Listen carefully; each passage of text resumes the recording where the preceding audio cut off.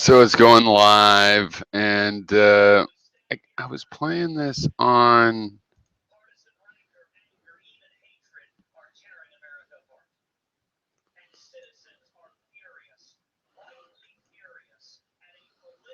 I can't. It silences the audio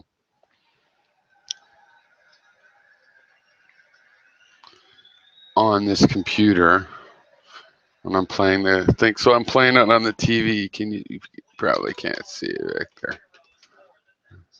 No, no, afraid not.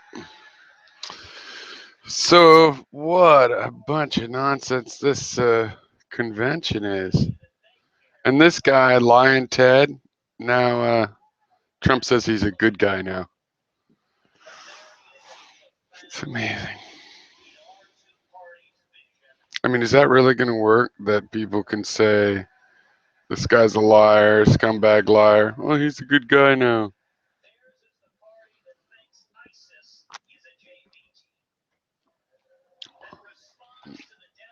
Who's to say they aren't an AV team? Oh, you can't see what I see. Uh, what if I did this? If I did this. Um,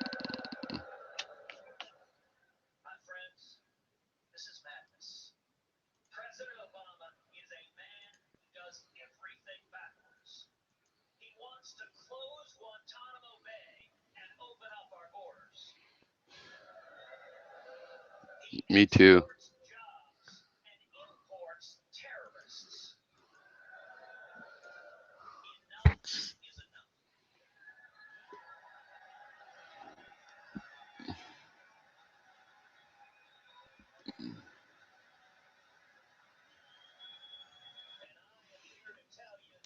Oh, I guess you can't hear any of this, huh?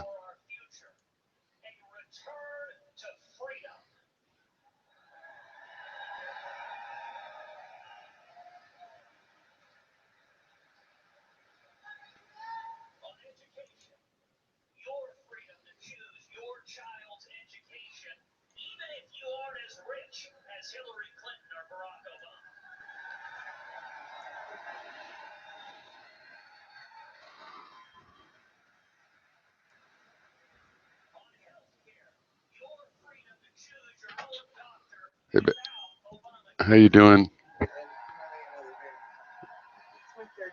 You're on.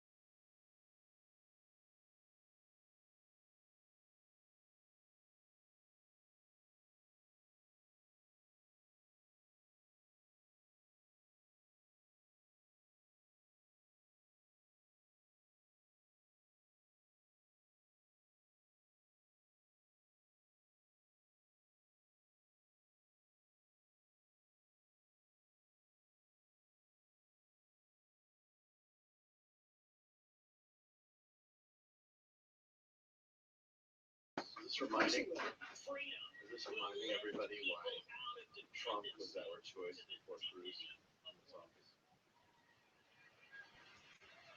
Yes, Sam? I was listening to what he said. Freedom is we magic. Can do this. 47 years ago to this day, America put the very first man on the moon. Paid for by taxes and freedom. Freedom taxes. That was the power of freedom. Yes, freedom did it. Our party, the Republican Party, was founded to defeat slavery.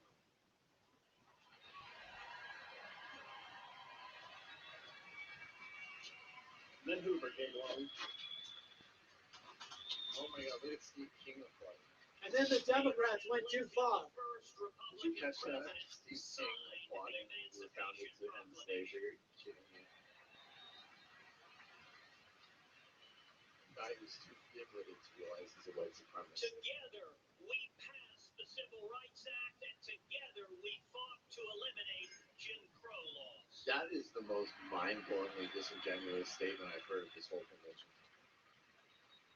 You mean all of the Democrats that became Republicans? Just give me a second. I want to go to Wikipedia and see if there were two civil rights acts. Those were fights He's conflating the Voting Rights Act. So is this. Sergeant Michael Smith stood up to protect our freedom. So do the soldiers and sailors and airmen and Marines every day fighting radical Islamic terrorism. Oh, shit.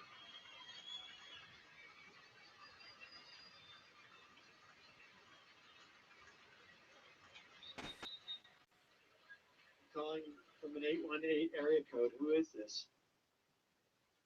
Hello? Andy. Andy! What do you think about Cruz, buddy? Why does it sound so dandy? Andy, can you hear me? Yeah, I can, but now I have to. I thought I would listen to you on the computer. How about now? That's good. You sound great to me. You sound great. Freedom. How free dumb is this? I know you're a huge Ted Cruz fan, Andy, but still, I mean, honestly. Hey, what's up, bud? It's not look. It's not as bad. Look. Hey. Okay, he's a little off. But, I'll be right back. Considering he's rusty, not bad. That's my Ted Cruz. I like Ted Cruz guy, isn't it? Days we were Hey, can you hear me?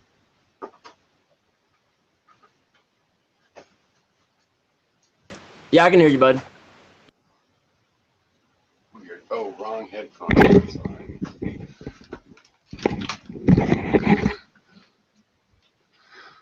All right. Yeah, this isn't working. I can't really play the convention very well.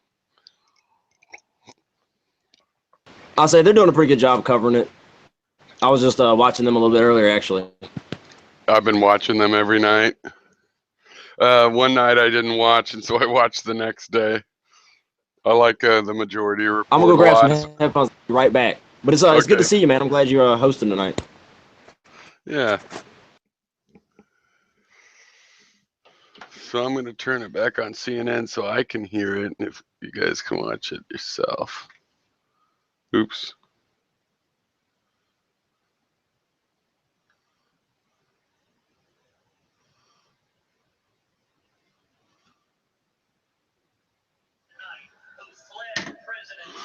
It's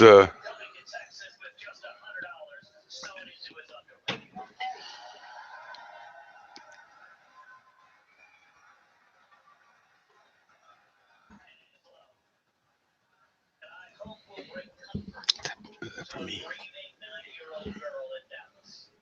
Bring me a beer.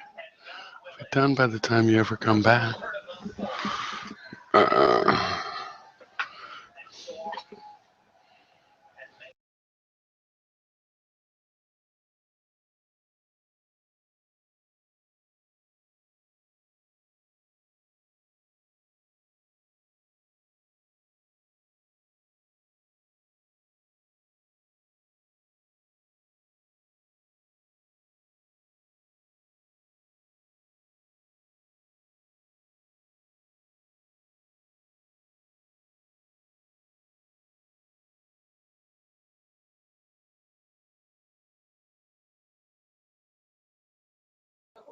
There we go.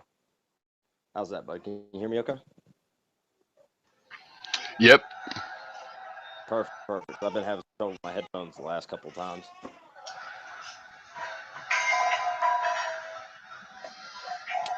So how But you yeah, how's your doing? week been going? So, It's I was been about to going. ask you the exact thing. So Yeah, yeah, it's I was been saying, going fine. you're a nice guy. I was say that's the first time nice person they asked how you been. So, Because I don't know, are you one of those types of people that if you're not actually having a good day, you'll actually tell people? yeah, that's a Yeah. problem, right? I mean, yeah, but I'm old enough to know that it doesn't. That's not what most people want. No, no. There's only certain people that I'll confide in with that. But Um, but if somebody says, "How's it doing at the water cooler?" and you're like, "Oh, it's not so good. My dog died or whatever," and they're like, give that look of like, "Oh man, I don't really care. Too much information. I didn't want to. It yeah, was just a phrase." But my at dog my lost age, all. it's kind of like, yeah, but it's kind of funny. It's like a prank that guy pulled Yep. on himself. Yeah, yeah. It is kind of like that. That's a good way to put it. Yeah, no, Man, things have been going good. yeah, yeah. I guess that's a good thing, because everything globally seems to be going to shit, and back here at home too, it seems to be like It down here really in North does, Carolina. doesn't it? It's getting kind of it's getting kind of hairy down here in North Carolina, man. And all Like, the successful terror and kind of strikes type, individual crazy strikes, them yeah, being successful, that can never be good. Though I was having a streak of yeah, optimism thinking people will get just so much fatigued, it'll be like, yeah, yeah, whatever. But usually it's like, well, we already have to take our shoes. It's like, all right, it's time for the anal probes at the airport. it's racking up fast. Yeah, no, it is pretty bad. I mean, I'm not willing to say it's a war, but I do think it's like a criminal outbreak. Yeah, Like when yeah. you A lot of had people are just saying problems in fuck it. Chicago. Yeah, a Yeah. lot of people are just saying fuck it, and letting into their base instincts of violence and hatred. I think Twitter's a good example of that. You can just go there and like even the dullest topics are like fucking flame wars and shit.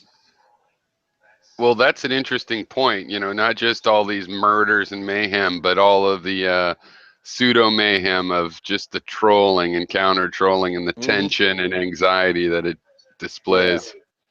it's like a you can use it as a litmus test right now. Yeah. Oh man. Yeah, well, I mean, I was Go for talking it. about when you were in there driving a little while. I don't know how much you heard, but I was talking a little bit about this subject of happiness, and I was mixing it together with the concept of trolling, where I think one generalization of the kind of trolling that everybody gets a unique kind too, probably, but is that it's sanctimonious and it just tries to attack your happiness. If you have a channel and you're going, Yep. I'm depressed, then it's like, yeah, you should kill yourself. And if you're like, I'm happy, then it's like, well, you should be ashamed. And I Yep. think it's related. But on the other hand, I'm in this position where, uh, I'm not really a big fan of happiness per se. No, to me, it's well. I mean, to have happiness, you have to have all the other emotions that go to contrast it. So, to But me, I mean, it's maybe like I'm a somebody's pessimistic goal person. shouldn't be I, solely yeah. happiness because Yeah. I to might me, be there's like joy as cynical. I've well. always felt happiness was like that plastic You know? Stepford wife smile, pretend Yeah. thing There you go. somehow. So like Mm-hmm. there's joy and frolicking and there's all Yep. kinds of other terms for contentment. But Yeah, because like to I don't me, want to be there's different someone types that's of cynical. happiness. Well, There's let me ask you a question. I don't want to be someone that's cynical though to the point of it's sort of self-indulgent, like a first world mm-hmm. privilege to go, yeah, I'm not happy. I sure do like my hot tub or whatever. I don't have a hot tub, but you know what I mean. And so, would you say you're happy? With that in uh, mind, that it's a little bit bitchy to say you're not happy just because you have problems.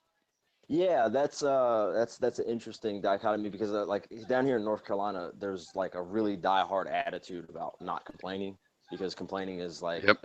basically associated with like bitching, and to me they're different. They're very different. And happiness thing, I'm only happy if I feel like I have a good perspective on things.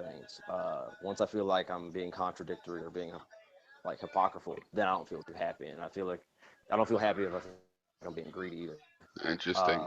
Like those, like, yeah, like the greed can give you like a short, like this is just based off my experiences. Like greed can give you like a short burst of happiness, but like if you're being genuine to yourself, something for somebody else, and that's just not good. But like I say, that's just based off my moral compass, uh, because like we can't really help but think about like I don't know. I feel like I've had a fairly good life compared to other people I've known, and I feel like there's people I know that have had a cushier life, and I'm very grateful for the amount of conflict and pain that I've gone through, because it at least the stuff that I brought on myself, I grew from that. As for everything else, I just kind of keep a chip on my shoulder and try to break away and provide more opportunities so other people don't have to necessarily go through Yeah. that. Well, But let's for me, refine that a little bit because when you talk about people having it cushier, and we assume that goes with being happy, but let's just subtract that exactly, because because we know that's not yeah, true. Like even the Koch exactly. brothers, who probably think they're happy and have plenty of, They're still mortal. They're still mortal. well, You know. but But also they're so obsessed with changing the political system even more in their favor. mhm. Whatever they think they believe, I wouldn't call that happiness, because happiness, if it is real, it's got to have some sort of contentment. I mean, after the first $50 billion, you go build them. I mean, what can't you do as far as cushiness goes? So obviously, even at $20 million of net worth, what can't you do? That's you could fly around in a jet a couple times a year or whatever. So we know. So let's just subtract that, even though it's a big controversy. You seem to agree. Okay, now you're talking about actual happiness. People that are contented. They are real poor. Like there's this guy, this YouTube channel I follow. He's a builder. He used to live in New Hampshire off the grid. Now he lives in Panama with his family. He's 20 miles from the closest town with boats that go 5 miles an hour and need solar power. But he's no doubt he's happier than a lot of wealthy people.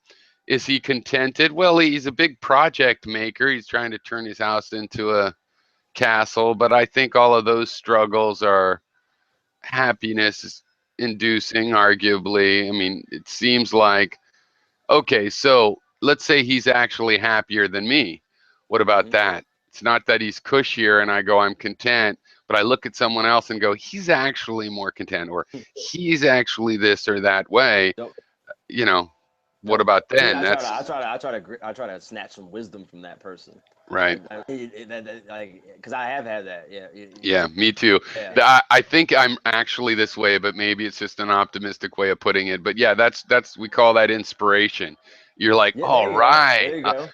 There you go. And Yeah, that's good. also there's that vicariousness of he's really happy. I would not be happy with two young daughters 20 miles from the closest hospital at 5 miles an hour.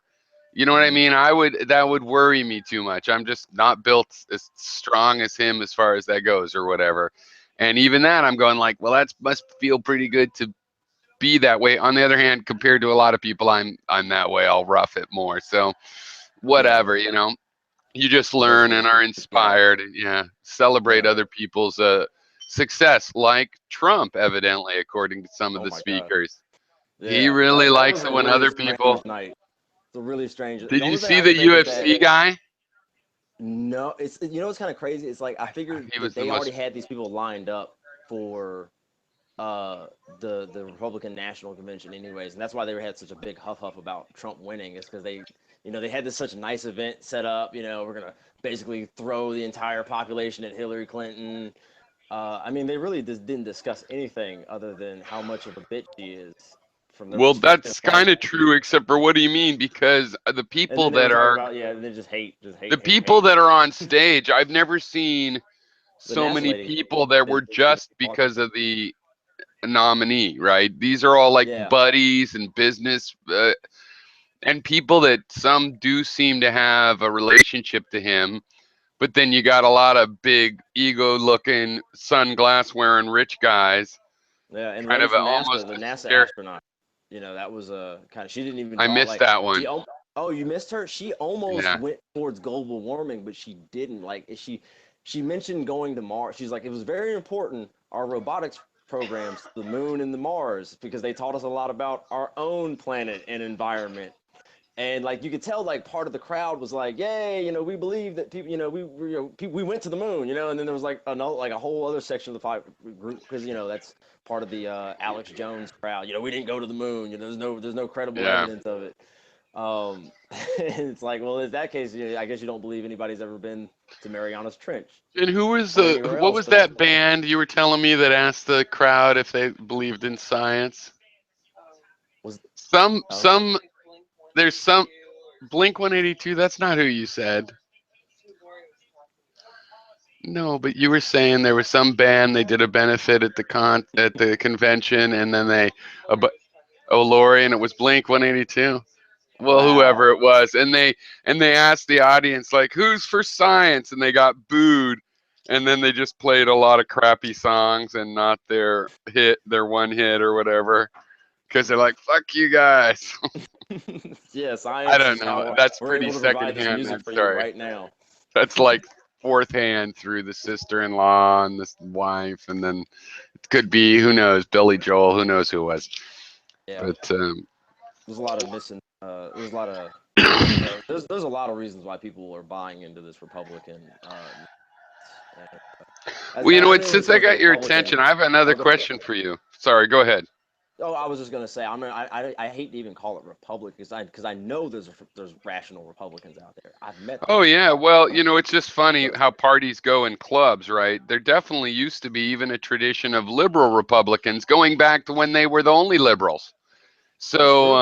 That's a good point. It's like, hey, well, they yeah, were Lincoln belt. progressives and stuff, Yeah. yeah, I know, and had temperance. And you know what? I was just reading a thing in the New Yorker about how originally the Republicans are the ones that not quartered, courted the suffragettes.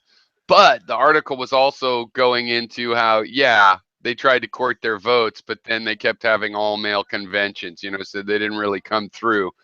But they marketed to that demographic of the suffragettes. And also, that article tangentially was about how, for a lot of American history, or even internationally, but it was about American history, all the women activists had to go for was the moral card.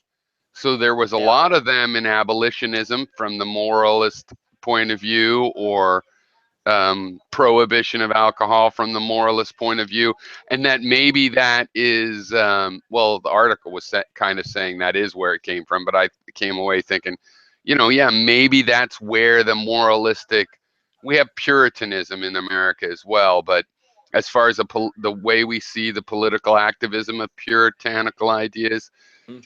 and it's funny because it's not all And it bad. We're spread. talking Yeah. some good Oh yeah, it's issues. not. It's definitely not bad. Yeah, because the Even not Puritans, I mean, it drinking's a good spread to idea. other. Shouldn't To be a me, it law. spreads to other ideologies as well.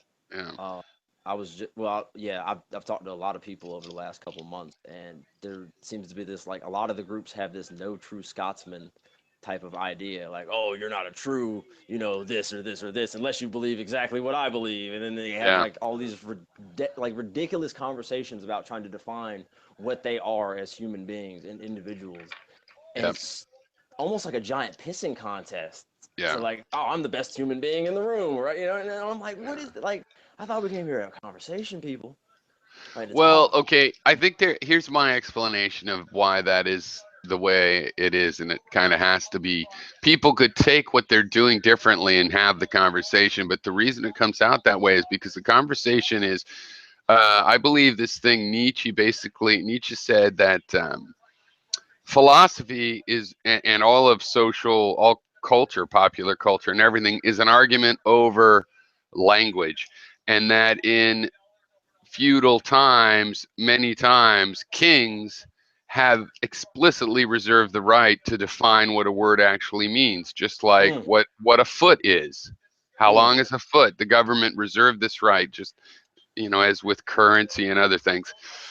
yeah. And that philosophy is really a battle over what words mean. So what you have is, when they're arguing what's it mean to be a real MRA, or what's it mean to be my enemy, what's it really mean to be a feminist, that Or they are conservative. arguing over, they're just defining a word, right? A lot of Hmm. those people arguing for it, they're hypocrites. They Oh don't yeah. match the description but if they win the argument, what have they won then? They didn't really, make this thing how they believe because they were fronting a little bit or whatever the reason for them faking it, but they will have succeeded to finding a new word. And if you look at philosophy, it's for sure true. You can see in the history of philosophy, utilitarian, school of philosophy. Pragmatic was a school of philosophy. I mean, I could go on and on with a lot of terms we use regularly. We don't often we don't, it doesn't mean what the school of philosophy wanted it to mean, right? It means something else, whatever popular culture thought of that. I mean, existentialism means whatever people thought of it, not what the existentialists thought. It's the application of the rod that But turns into a lever. yeah. So often that's how I take the argument. So, with the MRAs, for example, it's like, well, what do you mean? And if it's MRA, men's rights activism, what's that going to mean? It has sort of a obvious meaning that comes with the phrase. I think I'm understanding your style of conversating with people, because it's very important, I guess, to start from those grounds. Yeah. Okay. Yeah. Okay. Yeah. So I'm about to say, there's a reason I keep coming back to hang out with you. Is you're wise in a lot of ways. Well, thanks, but I'm just getting old. But I think I found some wisdom. More wise shit to put on top of that. Yeah, I think there is some wisdom that I found, because I went through this thing where I was super egotistical, and I probably still am, but this is a separate part of my egotism. When I was young and I loved science, I said, why is there not a philosophy of this? I had got the impression, since scientists were kind of anti-philosophy, that they just fiddled around with the rules of experimentation, come up with something that worked, and they were using that, and they just weren't into describing it as a philosophy. And I thought, well, however the scientists are doing what they're doing, there's got to be stuff in there that applies to our regular life, right? And not that it would all apply to it. You don't want to live in a laboratory. But so then I did that, found out actually that the philosophy is this Pyrrhonistic skepticism. So by the time I'm 18 or 20, I thought I'd invented something. Then in college, I found there was a book where all these ideas had been written. And then that was known to the natural philosophers, and they used it as their way of communicating with each other. They were all dogmatists and believed in Christ or whatever. But if you believed everything's made of water and somebody else believes it's made of earth, you can use skepticism to talk across your dogma, to go, okay, you should get my dogma, because look, I can prove to you I can do this with it, or I can prove to you I can do that. Okay, so there's a certain kind of humility in realizing, that this was already existing, and then also the philosophy itself is supposed to be fairly humble, right? You're supposed to be right. And then the one good thing from getting a philosophy degree, which is that they really taught, there's a tradition in philosophy that good philosophy schools should teach, where if you have an argument with someone, they give you a written piece, let's say, responding to your written position. You're not supposed to bitch at it like for misspellings. You're supposed to correct anything you can, including an error in their argument. Let's say they say, hey, dogs are never, brown, and therefore blah, blah, blah, blah, blah about the fundamental nature of color. And well, there is brown dogs. If possible, you're supposed to replace that with another example that does work. You know what I mean? You fix their argument as well as possible, and then you demolish it. Yep. And I think that's a little bit wise. And again, not from myself. Oh, I hear you, because that's where the room to grow is actually at. Yeah. Right there is between the two people to have an understanding. Because it shouldn't be, people shouldn't, like, they shouldn't be happy that they caught somebody in a contradiction. Yeah. It's just one Well, of those that's things an interesting thing, contradiction. What do you think of this? So I had a thing with my stepson, and he had one position and I had another position about how something had gone in the past, right? Okay. Like we had a thing, and an This is argument. always an interesting conversation to have with younger people, like much younger people. Yeah, this could be with someone older, but this is just makes it real. It's a real example. Hmm. So he said how he thought it went, and I said how I thought it went, and then he was getting confused about the fact that he couldn't. My position is, look, you have your position, I have mine. You've got to remember both of those, because he kept saying I would say mine, and he would go no, no, no, no, no, and I could see he was only endeavoring to remember the side of the story that he thought was true, and in reality, you have to remember everybody's side, and it's just like Kurosawa, I think, is the movie, or The Seven Samurai That's a good one. with Very the good. seven. Is that the one with the seven stories of one rape, right? Oh no, no, wait, hold on. Seven Samurai is about the samurais Oh that yeah, no, killed not George. Seven I think you might be Samurais. talking It's about. I think you might be Kurosawa. talking about Haga. Well, I saw a movie called Hagakiri that was went very close to that actually. What is? It's got a guy who's recounting the story of what happened to his sons, and Wait, eventually they burned up Kurosawa the trial. made the film I'm talking about. Oh, well, I believe he was the same one who did the film I'm talking about Uh, too, actually. Japanese guy. He's a great. He's like Yeah, he's one of the best. He makes there's me wish I Yamamoto knew too. Japanese. Um, Oh yeah, yeah. I've been fascinated with the Japanese culture. Well, I've been fascinated with a lot of cultures actually, but I think Japanese culture was one of the first ones I got fascinated with, and I kind of well, started me he's down cool, path like of a studying great Korean culture. filmmaker, where they're not typical of the culture. They're influenced by the culture, but also just so unique. What is this? Anyway, it's a movie. Made where there's seven different stories of the same event. You know, it's a murder and a rape, and there's seven different stories, and everybody implicates everybody else. And you ought to be able to remember seven different stories. Just because you know only one of them is true doesn't matter, because guess what? None of the seven is true. It's yet another story, which, in some sense, if there's any honesty or information in the stories to begin with, it's going to be some sort of combination, you know. And in a I court think of I know law, the movie that's you're what you talking do. about.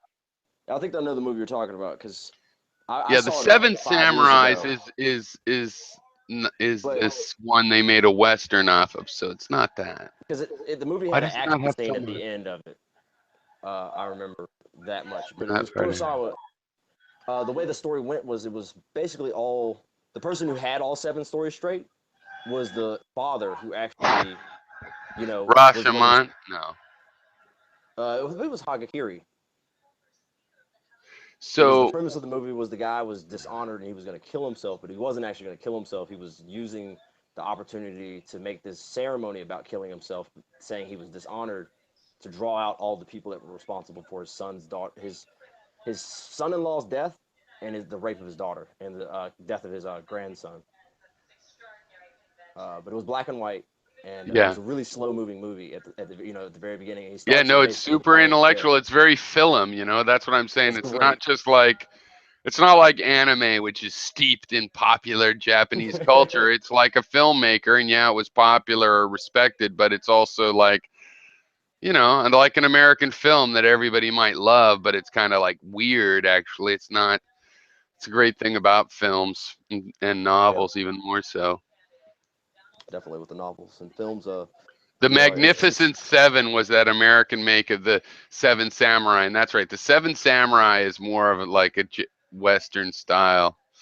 hmm It's not the one I'm thinking of, but anyway. So the yeah. point is that I was thinking this is a skill that everybody needs to learn. Again, that is a skeptic's, skill, which is remembering the story according to other people. hmm And the skeptics hmm were really good at that. Sextus Empiricus, the guy that wrote about Pyrrhonism and recorded it, he also wrote about Stoics, ancient Stoics, Oh, and Epicureans, and some other stuff. But and he tried to write. He would describe Stoicism. So if you were a Stoic reading it, you'd go, yeah, that's the idea. Just put it in good words, what somebody else believes. It's not impossible. And I also, yeah. So anyway, that's a part of the whole the whole vibe. And I think the sense in which I actually would claim or think it works is the wide variety of people attracted to the conversation. There you Um, go. There you go. I'm fascinated by Nadia because she also attracts this it's super diverse group. I mean, super, Yep. super diverse. Part of it is just being so steady with it. I know that if you can put in that much time to Oh, keeping a room open, then you that's can true. attract people over time. But that's not the full explanation. I mean, and also It's she has yeah. celebrities. The underground people don't know, but I know. Nephilim This Free this from is all the yeah. What? super. Okay, so this is all news to me. I didn't.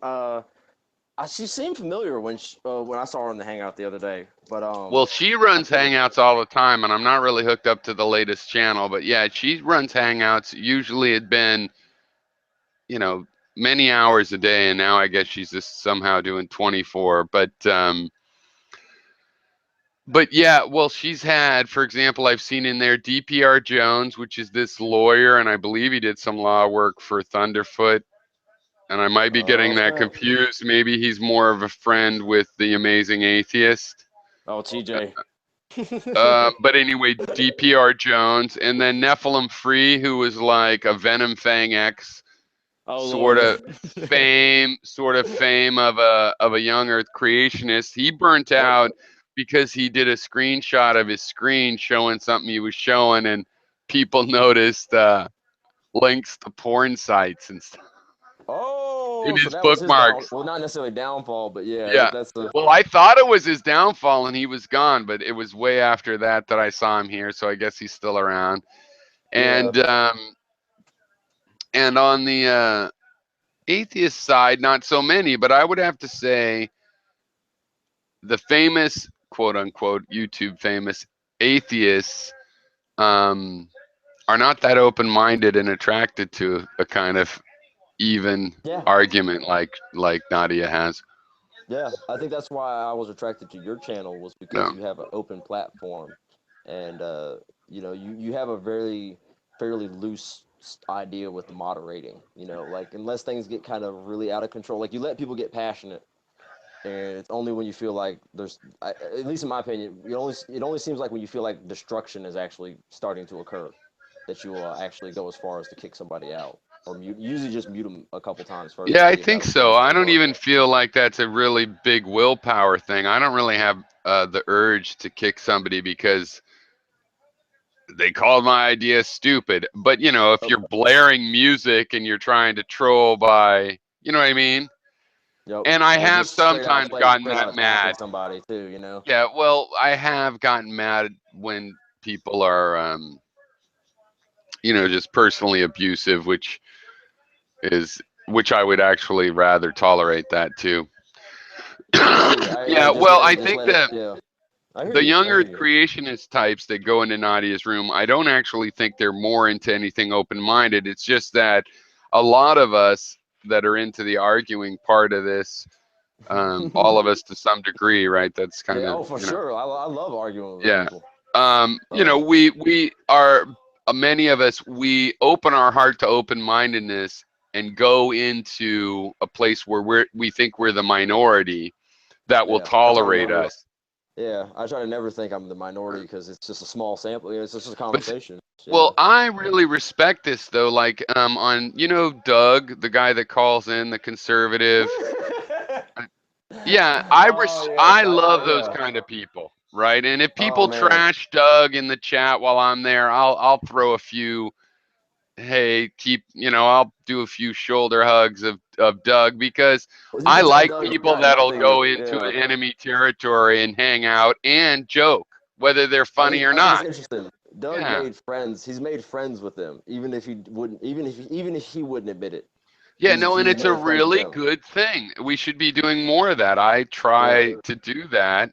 Um, and sometimes it's really hard. Well, Uh, you gotta have standards for your friends. You can't.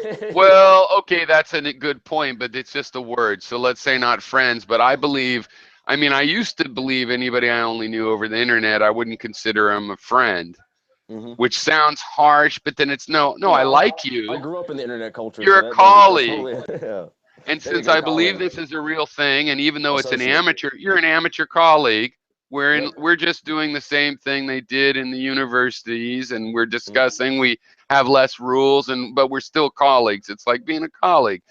There And you go. on the other hand, I've learned that no, what went with that is I've gone and met a bunch, many people that I knew online, and I was able to go, oh, I did make friends from somebody I knew for 8 years online. But then I Mm, realized that's bullshit, and there are people that I hadn't met, and I now, because I think times have changed. There is a friendship there, but the point is, it doesn't really matter. We're colleagues, and there just you go. like colleagues, when you disagree, yay. Otherwise, what would you even be doing? There you go. You'd all There be you go. talking to each other. I like Trump. You know what I mean? I like Trump too. Well, I like him because of his hair. I like him because of his tiny hands. You know, Yep. it's so it's just, if you think about it for even a second, you're supposed to appreciate. So that's probably one reason I appreciate the people that go into the when they're in the enemy territory. But I Yep. notice also, I think in my room, often people think they're in enemy territory, and Yeah. they're wrong. Well, I've been Yeah. in It's the like room where I yeah. was arguing the liberal position, and there was nothing but Vic and Andrew the Red and stuff with their position, and they still felt like the minority. But fair enough, because I had the control to kick them, which, even if I don't use it, is a thing, that Yeah. affects the conversation. So Hmm. fair enough, but I felt good about it. Like, what are you talking about? I was 4-on-1. It's it's Um, it's it's kind of oh my gosh, Infinity. I'm so happy to see you, man, because I wanted to talk to you after last Sunday's hangout, man. Thank you for doing what you were doing, man, because I know you got frustrated, but like holy shit, like you made a difference, at least in my heart.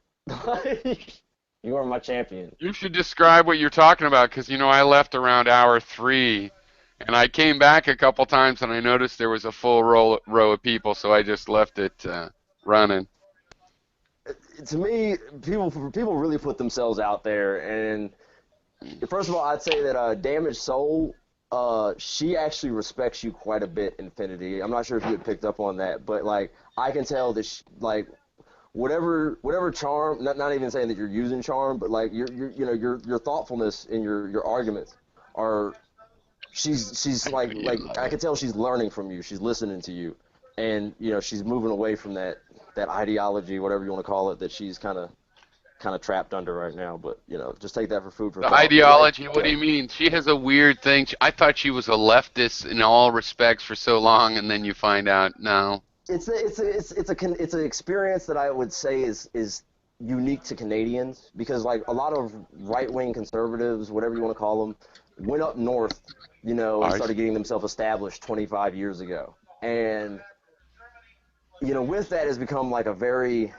perspective of like like people being scared of stuff that there's fear is a healthy thing, but rational fear is totally a thing, and there's irrational fears being stoked around the world, not just in America, Canada.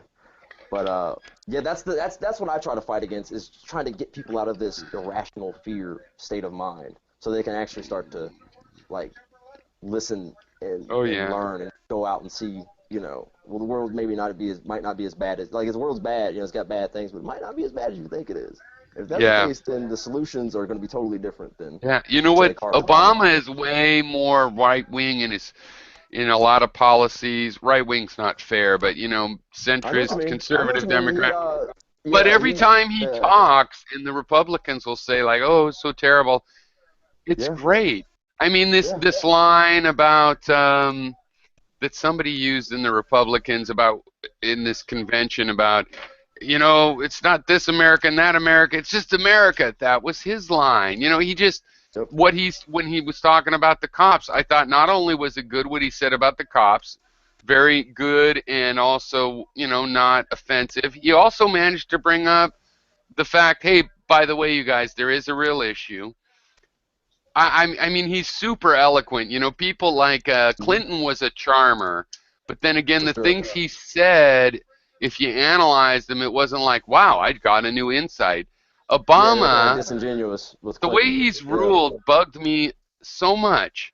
Yep. And yet, okay, maybe that's who he is. And when you get right down to it, you could read his speeches and get good ideas about things. Maybe even he doesn't mean some of them, but he sure Yeah. knows how to say the right thing about. Depends on if he writes his speeches or not, or if Anyway, you somebody know else why you writes them. set Yeah. me off there is because he said that thing about, look, we're not really as different. We're not as, you know what? We're not even at each other's throats as Yes. much as we think, Exactly. because other places where people think they hate each other this much, it's 50 deaths a day.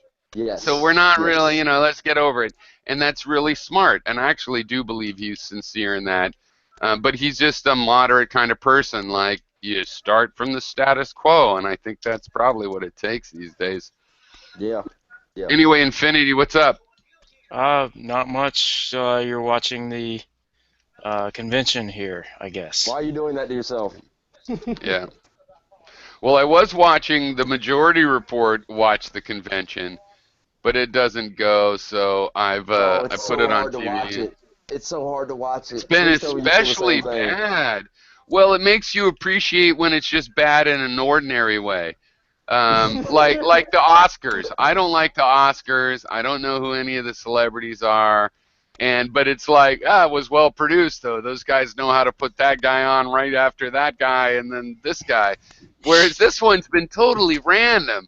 Like, they have people that are really popular, they lead with a guy that talks too long that nobody knows and they don't really care about, and so the hall empties out, and then they got somebody that people would have stayed for. It's like, it's very inept for There's someone no, who's no supposedly a rhyme or reason to showman. it at all. No rhyme or reason to it Yeah. all. And now No, Newt it Gingrich is gives up you there. the idea that, Trump doesn't stage his own events. He hires people. And since That's a he good can't point. really hire the people that know how to stage political events, guess what? It's different. Oh God. It's That's different. yeah. Now It's we know. Now we know what all those closed door meetings with Paul Ryan were yeah. about. Was just Well, and Trump I know shoving it's his dick him up too. fucking Ryan's ass. It's a parade of people that are personal friends of his. That's Other than exactly a what I couple saw. tonight, they've had a Mitch McConnell, Newt Gingrich. Hmm. Other than that, it's a parade of sexy golfers and things that just happen to know him. So bizarre. I I would can't wait like to to see what say, the Democrats are gonna like how much yeah, of a debacle that. I mean, because like there's a lot of stuff going on in the Democratic Party right now too. yeah, it'll be interesting to see how they do it. I imagine a conventional convention, which is semi-boring, with maybe a few politicians that have a chance to do a shining speech, and like Obama had done. Yeah, But it'll be interesting. There's really no I would predicting like to the political defend some of atmosphere. the stuff. Some of the stuff that's going on, I'd like to defend. I think the plagiarism overplayed. Yes, it's silly. They have caught him in this. Why can't they Well, just what's so admit it? funny is not really that it was plagiarism. It was who they plagiarized. That's That was the Yeah. true. hilarious thing about But I it. mean, in general, I think they overplay the plagiarism angle, and in general, it doesn't usually go anywhere. I mean, Obama did a little, Biden Yeah. resigned, but What do you mean they overplay it? well, You they're mean just they being the the political press. pundits, The or press, and they always go, "We'd get fired." It's like, well, you're in the fucking Oh press, yeah. moron. Yeah. I just Or ignore they'd what go, CNN and "You'd get MSNBC. kicked out of school if you did it in college." And it's like, well, guess what? It's not college, motherfucker. I mean, I just hate Yeah. the whole sentiment, and borrowing the you mean idea. the sanctimony? Well, yeah, let me put it this way. What I think it should be is people run it through the plagiarism. They find out she took words of Obama, and Melania is forced to say, "Yeah, I agree with her a lot. I look up to her. She's a great woman. I want to be the same kind of first lady as her." And everybody'd go, "Oh, wow, maybe we like her as much." You know what I mean? They should just be able to say, "Yeah, I took words from somebody I agree with. It's not Hitler, is it, mother?" You know what I mean? Who cares? And so I think it's overplayed in general in politics. I do think it's interesting because they use so many cliches. It's good to know where the cliche comes from. So when Trump quotes Mussolini, that's like, oh, that's interesting. But he shouldn't go like, yeah. He should just go, yeah, I agreed with Mussolini on a few things. Whatever. Well, I Yeah. don't. No. I haven't Go for it. heard that much of a big. I'm sure you're right, but I get my news from NPR, and they haven't really No, no, no. rest But of all the three cable MSNBC, networks, CNN, and even Fox. Fox, I just really even ignore their Fox is perspective. covering it though. Yeah, Yeah, I just ignore Fox and Well, CNN's does Fox MSNBC like perspective because Trump? they're so out of touch. That's a they good are question. they are ambivalent on it or Uh, something. It's hard to say, but they're not gonna go against him. I think they got to think. I Well, don't Fox know. is kind of in dire straits right now. They're yep, not for yep. him in the sense that they have people Republicans on like Ari Fleischer that aren't into him. Infinity, going back to what you were saying about Fox being in dire straits, I watched Fox the other day and I saw Brian Kilmeade. It was early in the morning, so they were just getting geared up. And two of the female hosts were throwing to him for a quick second. They were setting up their studio for the RNC convention. And, I heard him say something to the women that kind of made me wonder if it had something to do with the Roger Ailes things, because before Megyn Kelly came out with her statement this week. But he said, "Finish up strong, girls." And they both kind of like looked at him and they kind of looked down, like in shame. And then they went back to doing their news reports. Like you kind of get what I'm picking up on this, Infinity. Yeah. Well, I've heard Yeah. that Roger Ailes is going to be fired. No, he's gone. He's gone. They're Yeah, just negotiating how much money they're going to give him he's to out. leave. Wait, are you saying that it was announced? No, Yeah, yeah, he's yeah. out. Oh, It's I Rupert missed Murdoch's that. sons are running the. Basically, it took Megyn Kelly, and a lot of other prominent people at Fox actually coming out. Like there was a kind of a culture war being fought there at It's Fox kind of News to funny, cover it up. I'm Hmm. surprised it took End of this an long for era. this type of thing to come about. I mean, they're clearly a It's sexist sort of organization. Yep. The fact that I guess people were so desperate for jobs that they were like, "Fuck it," or they assumed that all the other kind workplaces of were like just as bad. it's kind of like Larry. Hello. Hello? I think Furo's microphone. No, yeah, I hit Okay. my mute button, but I was just saying it's like Larry Flint getting fired from Hustler. Oh man, what is? See, I remember that It's the That's end of happening. an I remember that era. happening. It's Why did not he going get to be fired Hustler though? anymore. What the Yeah. yeah, fuck yeah. was? He manipulated so many elections. Mm. He did. Oh God, dude. Him and like I wonder if Carl Rove was They one of his fucking special ruined buddies. the world. Yeah, there you go, Infinity. Let's not talk about the election. They ruined the fucking world. Yeah, I mean, Jesus 40 years Christ. of goddamn chaos. Do y'all put that much stock in the whole George Bush Al Gore election? Yes, yes. That Well, what do that you mean? Fox, Yes. well, That shit was Fox such a fucking kind Oh of debacle. yeah, they helped. They manipulated. helped it, but no, it wouldn't have mattered. It was manipulated ultimately by people more powerful than that. Jeb Bush. But wasn't that just weird the way the whole all the networks, you know, gave floor to Al Gore, Yep. and then all of a sudden Fox gives it to Bush, and then the whole thing just turned around 180. Yep. Fox had a lot of power, a lot more Yeah. power back then than they do now. A lot more power back then. It did help, and impressions mattered a lot. So maybe at the Yeah. time, if there had not been a counterbalancing one, it would have been harder to sell. In the morning, it still hasn't been decided. And having one outlier made it look like what? But nobody really trusted the networks anyway. They'd gotten a lot of polling wrong. It was known to have lots of problems, and still is. Basically has always had problems. So I think since it was really up to these Supreme Court things, that it would have turned out the same way. Because I get it what you're really saying was with that, that yeah. close, you know what I mean? And it's going to come down to how people count, and the same thing would have happened. So, but From it my did perspective, make it an was like Fox was effect. kind of like the final straw that broke the back for like the public because we were just like, okay, so the fucking news is fucking not on our side. Like, But that's when but I where it started really made an seeing shit, yeah. effect is just by being there and being propaganda. It's able to keep the base in line because the base yeah. doesn't hear things that make them worry about their Mhm. position. So but that's also why their average age is 70 or whatever it is. Yep, They going up don't. every year. Yeah, so they're really holding on to something that inevitably is waning, at least through mortality. So I think we're at the point where, they don't really, Yeah. they're not making a difference, Yeah. but they are solidifying this huge 40, 30% or something of people still. But since it's so far below, did you hear Bush Jr. was saying he's worried he'll be the last Republican president? He'll be lucky if that's even a thing in That's fucking how he's 15 quoted. years. I mean, That's that's legitimate. Yeah. Well, I've always felt that, America is a two-party country somehow, but sometimes parties die and born and stuff.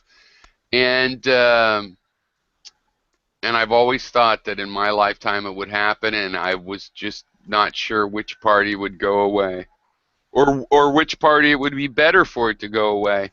But I think it's best for the Republicans to go away, the Democrats like Hillary to become the Republicans, become the conservatives, and then a new party for a more actual progressive. Green Party.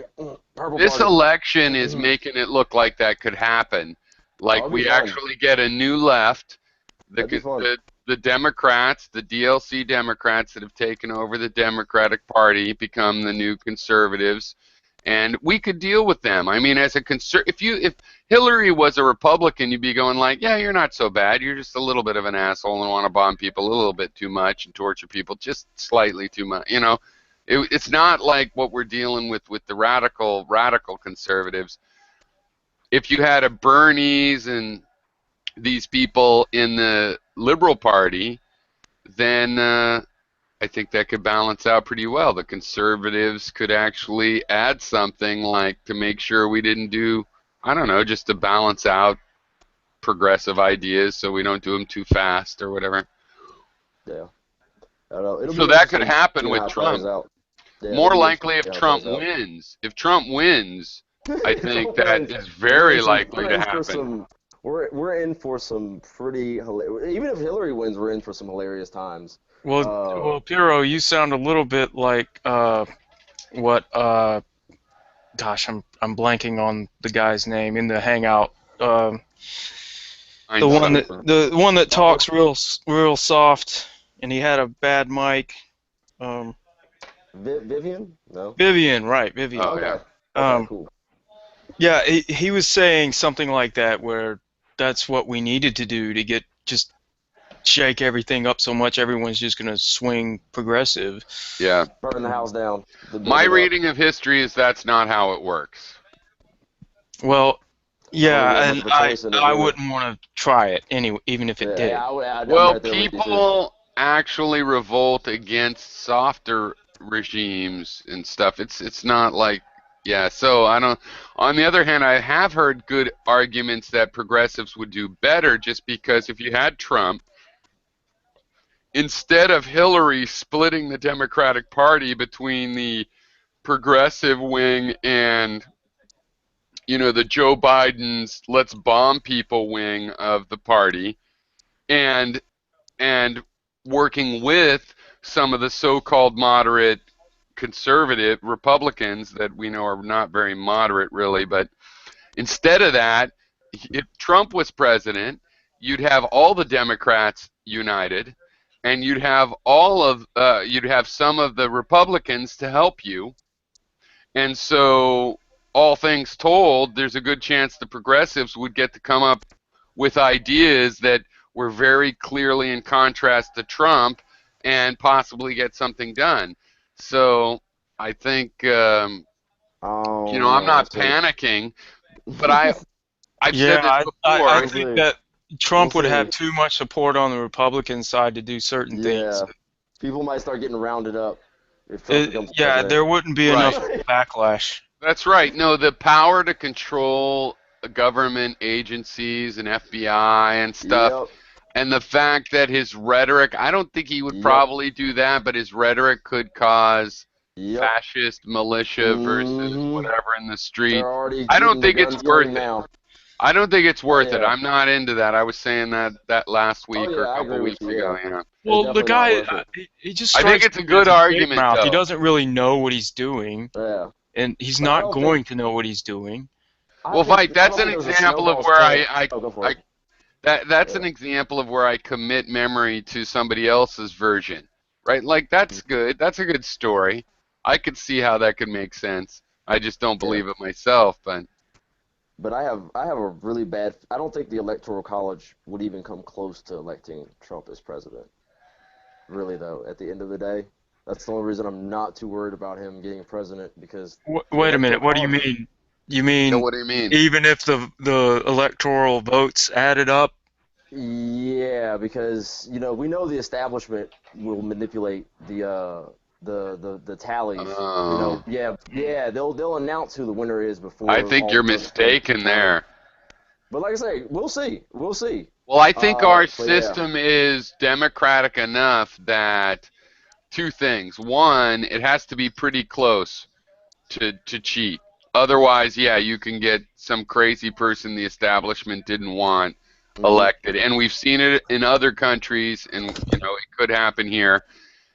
So that's one thing, is that, you know, it has to be pretty close to cheat. I mean, and that's the main thing.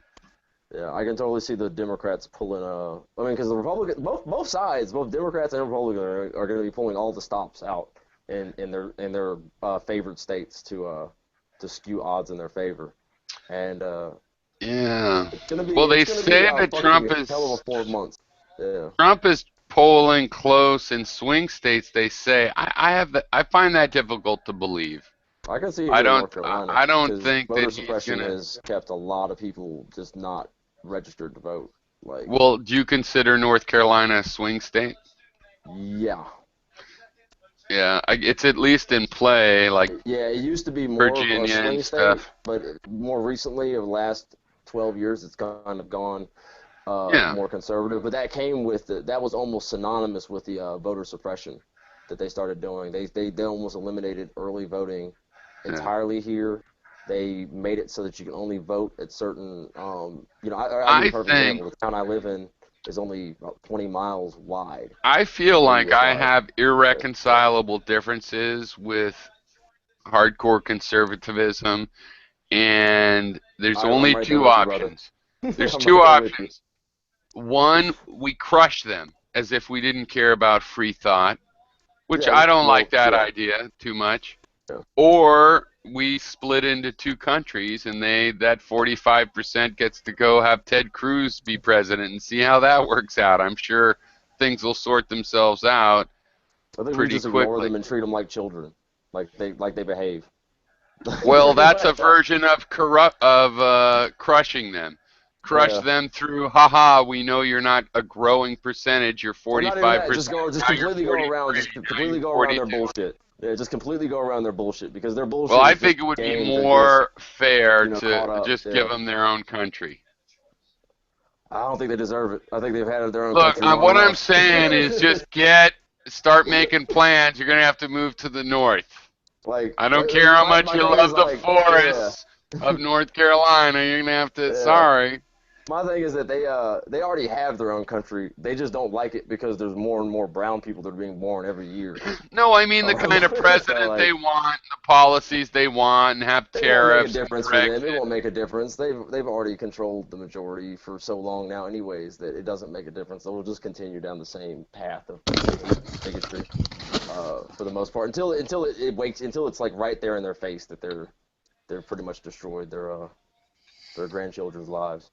Um, you know, Hmm. it's like when I mean they denied that the Dust Bowl was happening up until like a giant Black Sunday. Was it Black Sunday? I think it was Black Sunday where the Dust Bowl was so bad it actually literally reached to Washington D.C. and they were about to reconvene for Christmas session, and they stepped out on the steps of the Capitol and they saw this massive dust cloud barreling down towards Washington D.C. and they're like, oh, maybe those farmers aren't bullshitting. But I mean, so if we were to split up the country, though, you're against that, or what if I mean, North Carolina could be in the northern country? I just don't see. I don't see civilization going in that direction where we already are pretty much an What do isolationist you mean all sorts of country. countries are splitting up and breaking up and everything? Why not They're us? saying they're breaking up, but there's not like there's these impenetrable titanium walls that are going up around their But borders. that's the point that I think that's part of the point in my favor is that if the U.S. split up, we would be the biggest trading partners. We would still play football together. We could even have a joint military. I mean, we would find out that we have so many hot dogs and 90% of the shit we care about But from Piero, that's exactly the reason why it's not going to happen. Yep. no, There's, everybody, no, but my point, no, my thing, yeah, it probably won't happen, but contrary to what you're well, saying is that's why it people couldn't are happen. ignoring all these million similarities and going, I hate you because I want Ted Cruz. I hate you because I want Bernie Sanders. I hate you because I want Hillary Clinton. And it's like everybody's so sensitive, like it's got to be exactly what they want. But in reality, if it was two countries, we'd get to elect our own president. We'd find out it doesn't matter so long as you sell me iPhones and I sell you, I don't know, whatever it is they've got. To me, that's just there's too much of an advantage with the fact that we don't have like North Dakota going to war with South Dakota. We don't have Texas trying to take more But of do you think Mexico. if we made two countries in a gentle dissolution, we Well, wouldn't the be thing at is, war with each we other? would never make two. But wait a If we second, split the like, Why? country, we would start Why splitting up not? even Oh, more. it We can would start splitting happen. up even more. So it can Like to me, if happen we to split twice, Russia. we would split a bunch more times. Though. Why can it That's my happen to thing. Russia and Yugoslavia and every country and they can join together but it can't happen in America? Why? Because with our holy 200 and some years, it's impossible. I think it is obviously possible. I'm Not definitely not saying likely it's right impossible. now. Well, how are you going to draw the lines? Well, I would think that if it became a popular thing, you have to have some sort of a convention, and you would at the convention set up maybe more than two countries, and people would join, and you would have a problem with whether it was geographically contiguous or not. And if I was there, I would argue that it doesn't have to be geographically contiguous. We're never going to go to war with each other. A part of it will be our Constitution is we never go to war with these other two or five or one countries. And then you just have your own leader and your own laws. Um, and so what? You Because my still thing can is have like, free trade. You can have. When I was a kid, you could drive into Mexico with your driver's license, and if you forgot your driver's license, you could still go in. What was the matter with that exactly? How is that not a good thing? It's like let in the drug dealers and the criminals. I don't care if I can drive wherever I want. I'll take my chance. I'm not sure you're answering my question. What? How are you going to draw the lines? I mean, I know You you would said have a that, constitutional we just got to convention. figure it out. But I No, mean, well, here's how you would have a the question is convention type of convention. the source of the question though is, I mean, the reason why you're pointing all this out is because of this sort of ideological apparent split in the nation. Is very polarized, right? Unreconcilable differences. Correct. But you've got Just like not admitting that it's possible to get a divorce. you've got it's not just like it was with slavery and the secession of the southern states. That was a very, very This is the same one. They high never got over it. contrast. They never got over it. This is the same one. This is why it would probably split down north-south really easily. If you just had a Well, what are you going to do with something like Wisconsin? Let me answer your question. Basically, you have a constitutional convention. Doesn't have to be about the Constitution, but obviously this could be done by a constitutional convention, so something very like it. And every state, has to agree on the end result. So you start to have coalitions, states that are into being part of a common union. And I think it would be very likely that it would split along the Mason-Dixon line. Maybe we get a few North Virginias and North Carolinas or something that are like, no, please let us stay in there. Oh, I mean, you got the governor, Mike Pence is Trump's running mate. He's from Indiana. Yeah. I mean, those states are not going to be clearly on your side.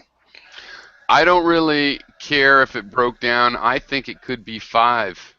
Would be make most sense I right mean, now. it's probably going to be much more fractured than you're making it out to be. It's Well, I probably think it would be fine for it to be probably going to be 5. the Northeast Yeah. and the Pacific West.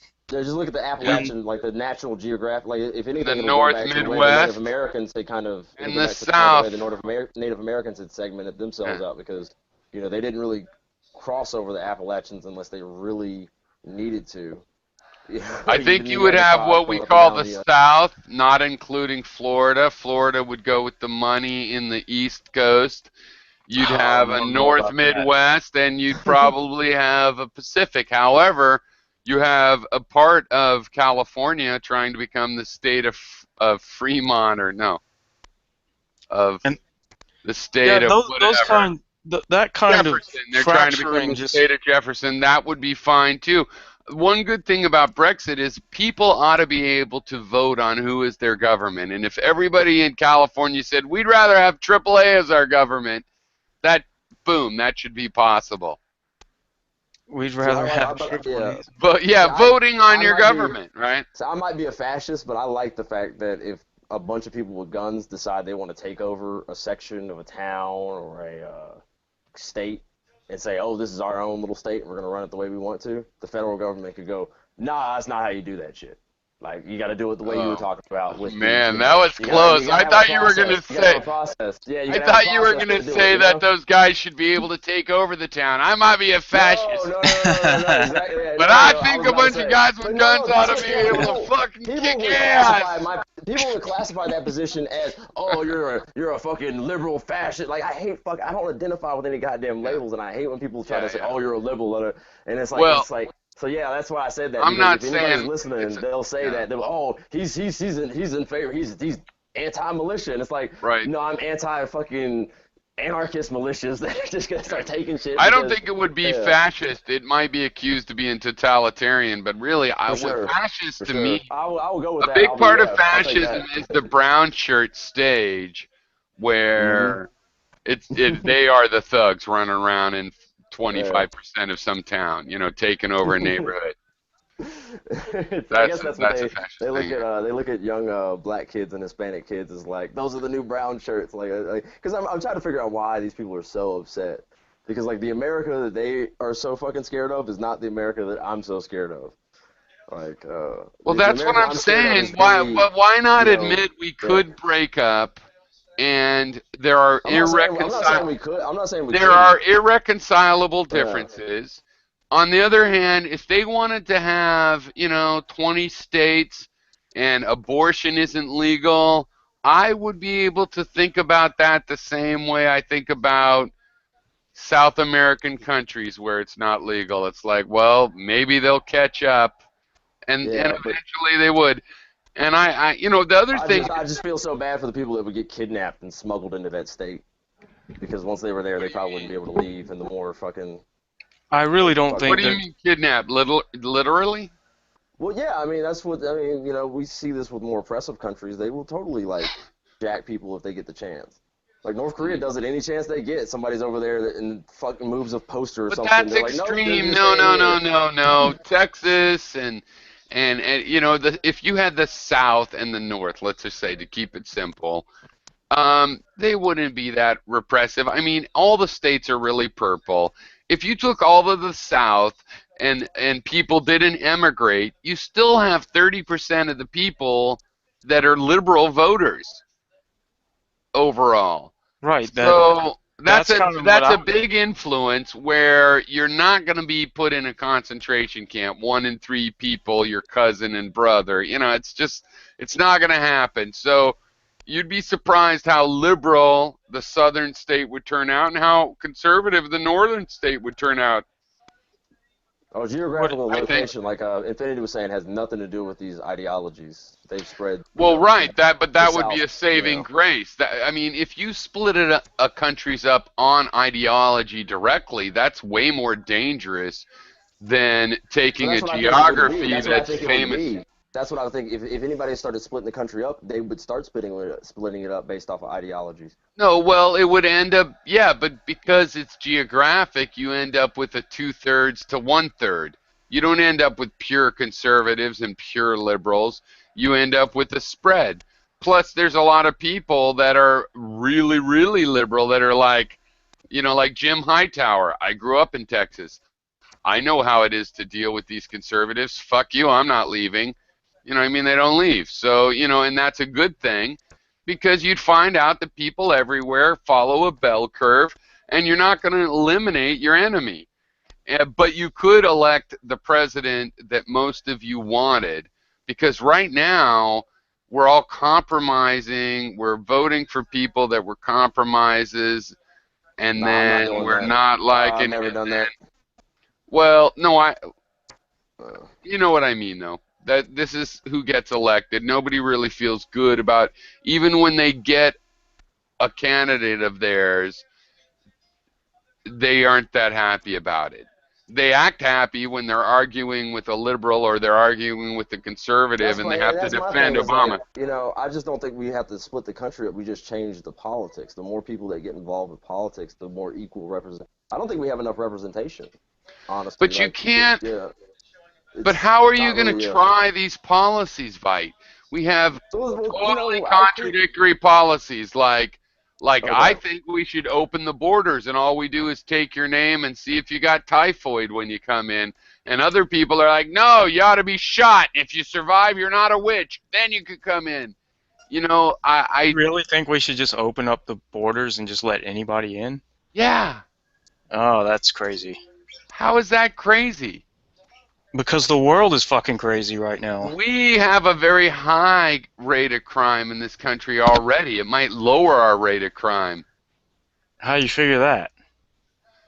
Because we're a pretty criminal country. We have more people in jail than every other country Yeah, in but that's absolute that's numbers. largely because of the drug trade. And the Well, imprisonment whatever. We're complex. the one with a problem with crime. I don't think we should blame foreigners for it. Well, what I'm saying is you're talking about bringing in a different type of crime potentially. It depends on whether it's 1 in 1,000 or 1 in a million, doesn't it? Right? What If do you we mean? bring in 1 in a million criminals, the addition of 1 criminal per million that we brought in is actually going to lower the average crime rate if we have 1 in 1,000 criminals now. So Well, it's not. yeah, but that's the Steven Pinker bullshit argument about as long as the I'm not population's familiar with going that. up.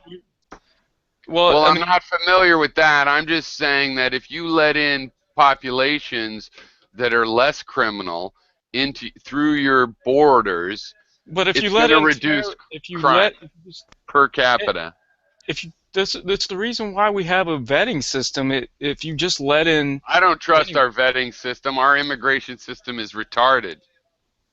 well, I would Uh, agree in some Basically, aspects, but basically, if you're rich or from a country that we hate the government, like Cuba, then you could come in, no problem. Everybody else, fuck you. Wait 20 years, yeah. And then 20 years later, start your life in America. Welcome. But there's Stupid definitely there's fucking actually a lot of moron. validity to, yeah. See, like, here in North Carolina, we got a lot of migrant workers here, and I know a lot of them are undocumented.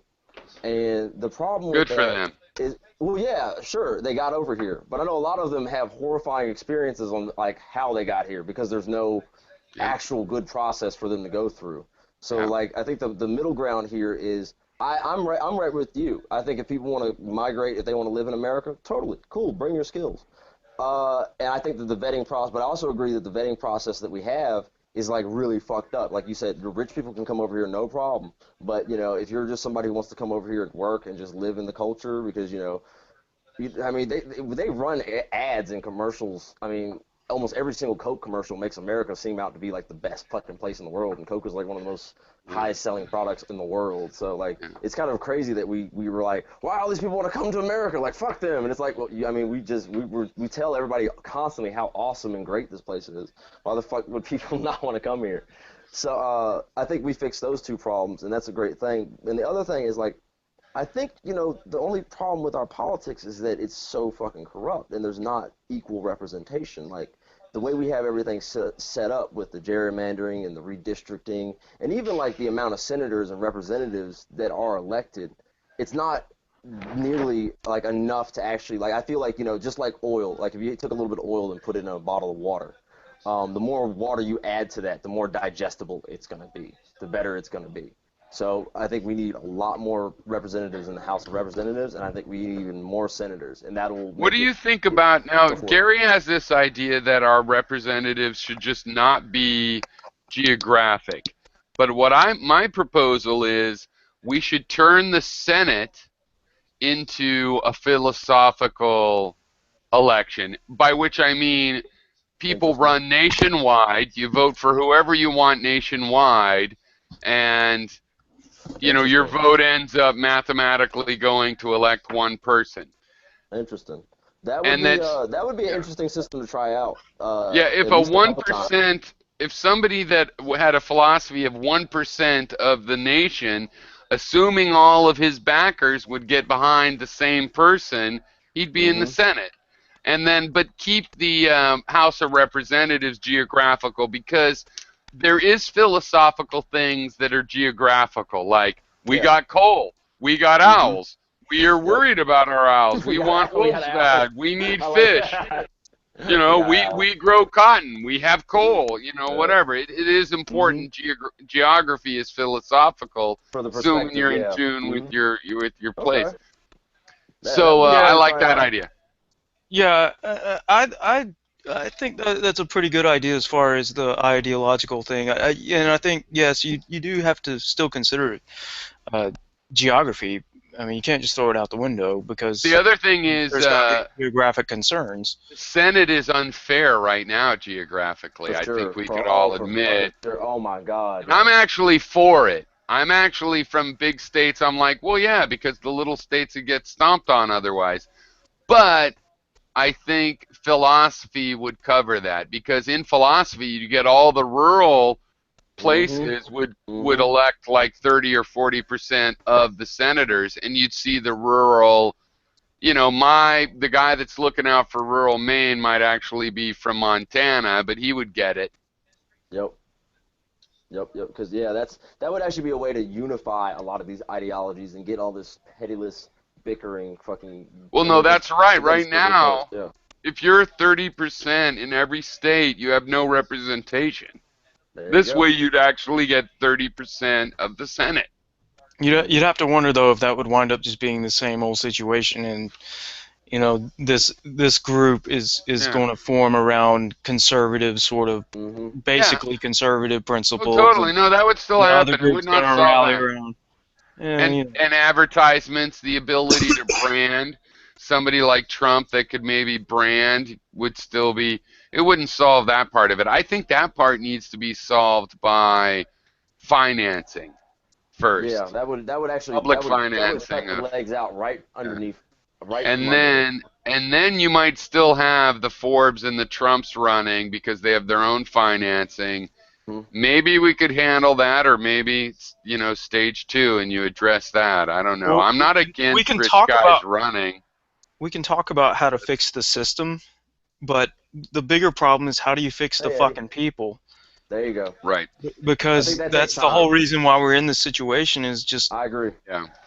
Well, I agreed with that a long time ago. Yeah. I mean, I came to the conclusion that really it's the philosophy that everybody has that's the issue. So philosophy is actually might be slow changing, but that's the actual issue.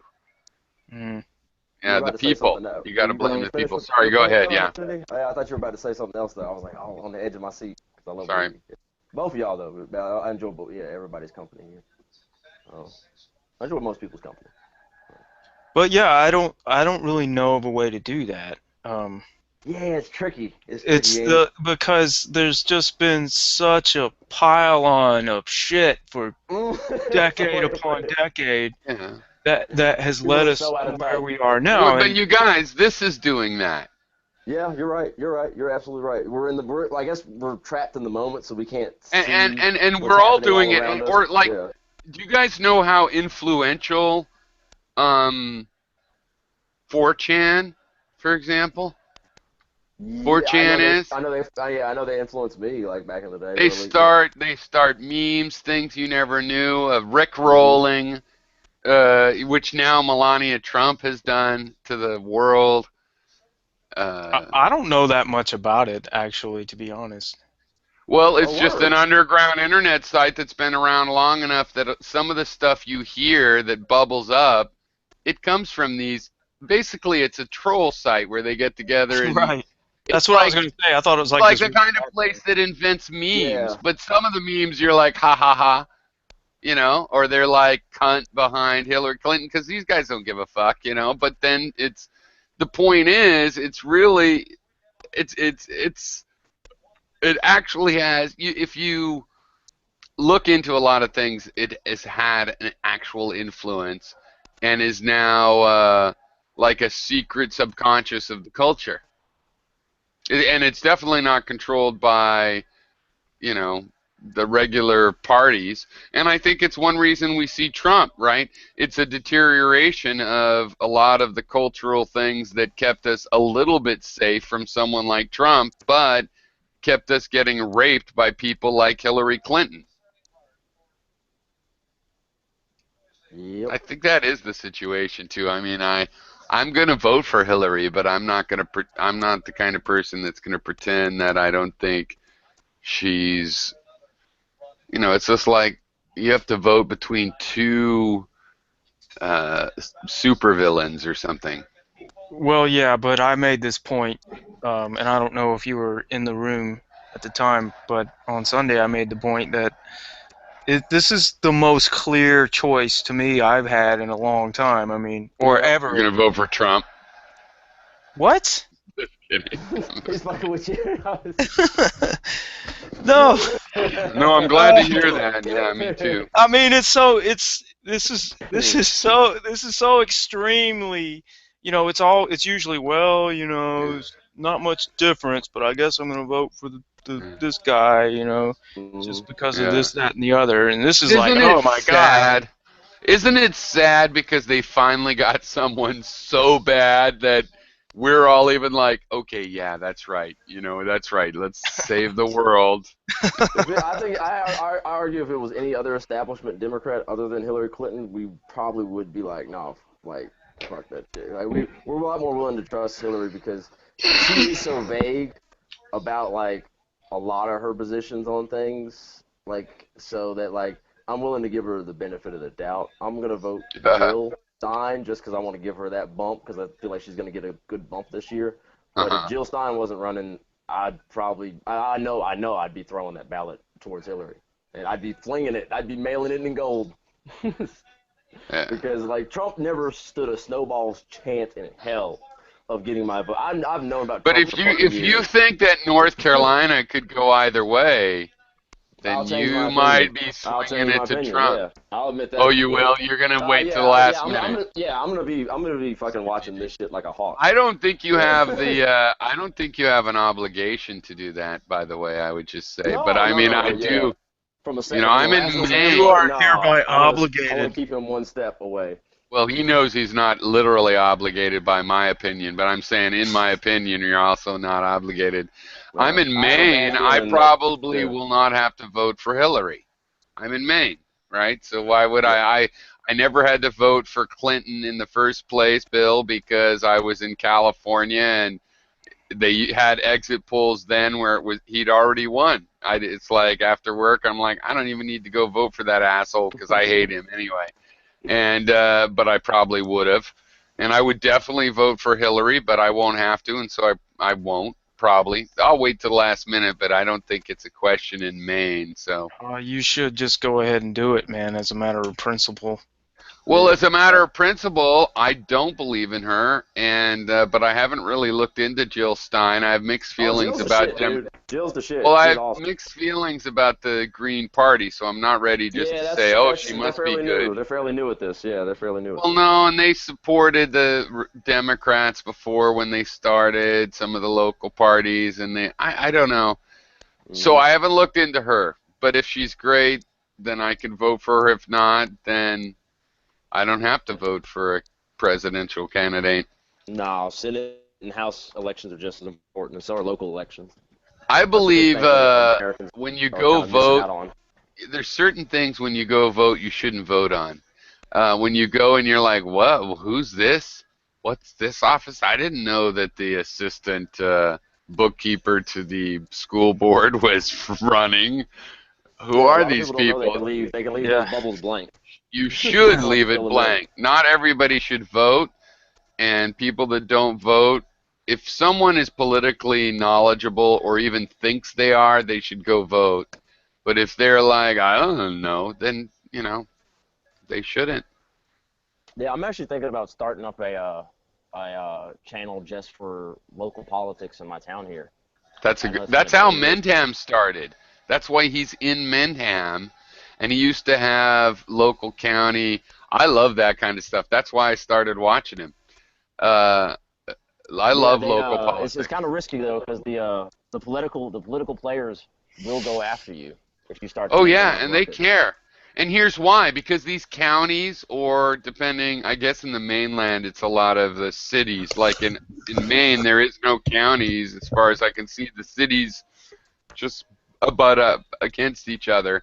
These guys have hundreds of millions of dollars, right? Mhm. Just rural ones will have $300 Mhm. million of budget with local businessmen having given $5,000 and $6,000 to Mhm. the council people, maybe Mhm. 30. So Yep. it's like it's both big money on what the payoff is and little money on what it takes to help someone get elected. So it's so corrupt. I mean, probably most of the corruption. And then also, it's the farm system where all of our other politicians come from. So it's very fruitful to pay Oh yeah, attention. I North would love Carolina that. grows a bunch of tobacco just because I mean they can grow a lot of other stuff, but they've just subsidized tobacco here for so long Yeah, that why grow something that's nutritious? Why grow food when you can grow something that gets people addicted? yeah. A lot of people don't know that's where Duke Medicine got most of its money from is sick cancer patients, mostly from tobacco use. Actually, that's Interesting. why the North Carolina's kind of known for that tri-state of medicine right there. Is Yeah. yeah, it's kind of like a huge racket scheme, but I don't know how I feel about it really because yeah, there are some nice medical facilities in that area, but yeah, people Well, smoke through because it you like have clockwork. hundreds of years of tobacco, Hmm. there's just a lot of rich families that keep it going. I mean, the natural thing has nothing to do with conservatism, for example. Not that you were saying it was, but just to point out, it's like No, if there wasn't this that's a great point vested to caveat. interest of families that, there's a lot of retired rich great grandchildren that are like, I don't want to start another business. That's a I good way to know put it. how Retired rich we already have grandchildren. a CEO that keeps making me dividends. Wow, Right. retired rich grandchildren. That's good. Without that guy, they would do other things in the South. And in fact, it is going on in the South. Like North and South Carolina have been recruiting tech companies to come down there and not pay taxes really successfully. And Yeah, we got that a would lot of take tax over this. loopholes down here. Yeah, a lot of tax loopholes down here for But big that's an corporations. interesting thing about the Civil War never being over. You see, Yeah, they're that's a great still point. been holding on to the same industries that you had more or less 150, 200 years ago. And I say That's what they you talk have about. because Take it's fight. obviously Yeah. your fault. Yep. Yep. What That's do why you they mean bitch so much they're about take holding right. on to the same industries? Well, tobacco is a perfect example, and I would say coal, but that's not maybe, not 200 years, but these They're are literally old slave. industries that they can think of as traditional, as if they've never Yeah. given up and become northernized. There And are they literally never, slaves that live down the road from me. There's Hispanic families that live on the farms, undocumented, the tobacco, the yeah. strawberry, the peanut farms, A and lot of the it's just an understood fact that industrialization. Yeah, yeah, until the last 15 years or so, the industrialization you'd see down there were some manufacturing plants, but it'd be yep, oil, certain industries. You mm-hmm. had Cotton, military doing it. Other than that, ag automotive, things. Yeah, the whole Jeffersonian, really, the agriculture idea and trying to hold to that. And then you see places trying to attract their own Silicon Valley and give, Toyota plants tax breaks to move to wherever. And that's been kind of working. And I'm saying the Yeah, latter it's been thing keeping is the more tide, you know. conservative. If they're just Yeah. conservative down there, then they would do the latter thing and let people develop it instead of holding on to the ag thing. Yeah. Guess how expensive, guess how cheap land is in the town I live in. It's about $2,000 an acre. Yeah. Is almost Same really up here good in steel. Maine. You can get it it's really good steel. $1,000 an acre. Yeah. Yeah, but a lot of people don't actually have $4,000 or $5,000. The average person here in North Carolina doesn't have that much to invest in a Well, land. with my they're Henry looking at it like, George that's going to based keep my car going. with my Henry George based plan, basically you would have the price of a mortgage for renting a piece of property, right? Okay. But the mortgage would go on forever. It's basically your land tax that you'd pay. But the advantage for poor people is if you could come up with your first and last month's rent or whatever, then you would have all the rights of an owner. As long as you kept paying your rent, and you could build things on it and whatnot. So basically, you couldn't be kicked off your land without, Not if you paid your rent. Yeah. And you could do anything that the ordinances said you could do, right? Have a pet. All this bullshit landlords think they could tell you. You can move somewhere cheaper and rent it out to somebody else. Well, yeah, except for would you really want to? Like Henry George says, you wouldn't really want to sublet. If you did sublet, you're actually having to give the person a service. Like that person doesn't want to deal with their own roof and their plumbing. So, and there would be, for example, someone would build an apartment complex, not condo it, and yeah, they would hire the superintendent and whatnot, and yeah, that would happen, but certainly not for a lot of properties. All the most renters would become owners. Yeah, because most of America is rural. It's about 50-50 still. I think the urban the actual population, but yeah, where the population lives is a different, thing. Like it's kind of, I feel like there probably are more people that live in more densely populated areas than kind of like where I live at, which there's even more remote areas. Well, I mean, don't quote me. Check up on it, but in my life, it's always hovered around 50-50. And I believe urban is taking a lead in the U.S. and in westernized world. But then again, that's misleading too. It's misleading too, though, because if you're in Green Bay and you're urban, you have a lot of rural.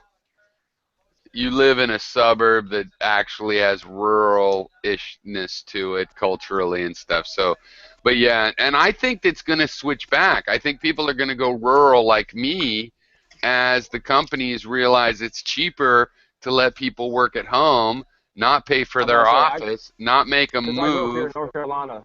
Since I grew up here in North Carolina, people are moving to this state at not an alarming rate. Because we plan for it, it'll be fine. But we're absorbing people from all over the country because they're looking around. Wow, this is what trees look like. You've been trees, and you've made it really attractive to businesses. Yeah. And then when people come interview, they're like, "It's beautiful." Yeah. Yeah, and I'm South fine. Carolina bring it too. On. We have plenty of room. We have plenty of fucking room. Well, plus North Carolina has the some schools and some, like Virginia, it's got institutions. Like well, I guess all the states do, but North Carolina is primed for it.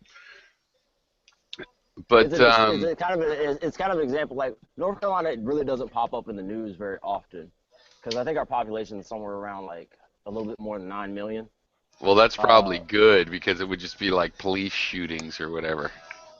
That's it's a good sign. Here we get our local news covers a lot of interesting stuff. My grandmother was from North Carolina, the Smoky Mountains. Oh, word.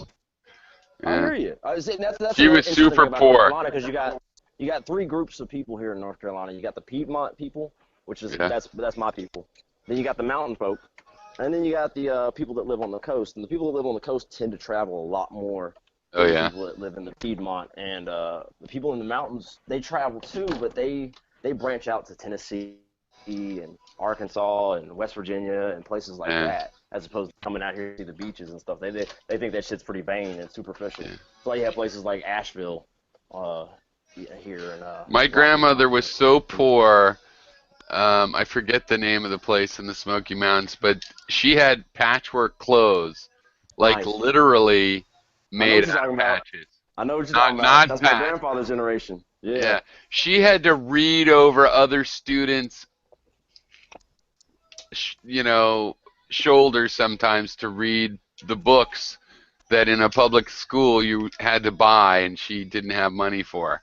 Yeah. Or borrow, or Both my parents borrow. are pretty poor, Yeah, but and and then the war was an chance for her and she became a nurse oh word. and left all of that, but um yeah, it was pretty heavy in the depression and all that. She Yeah.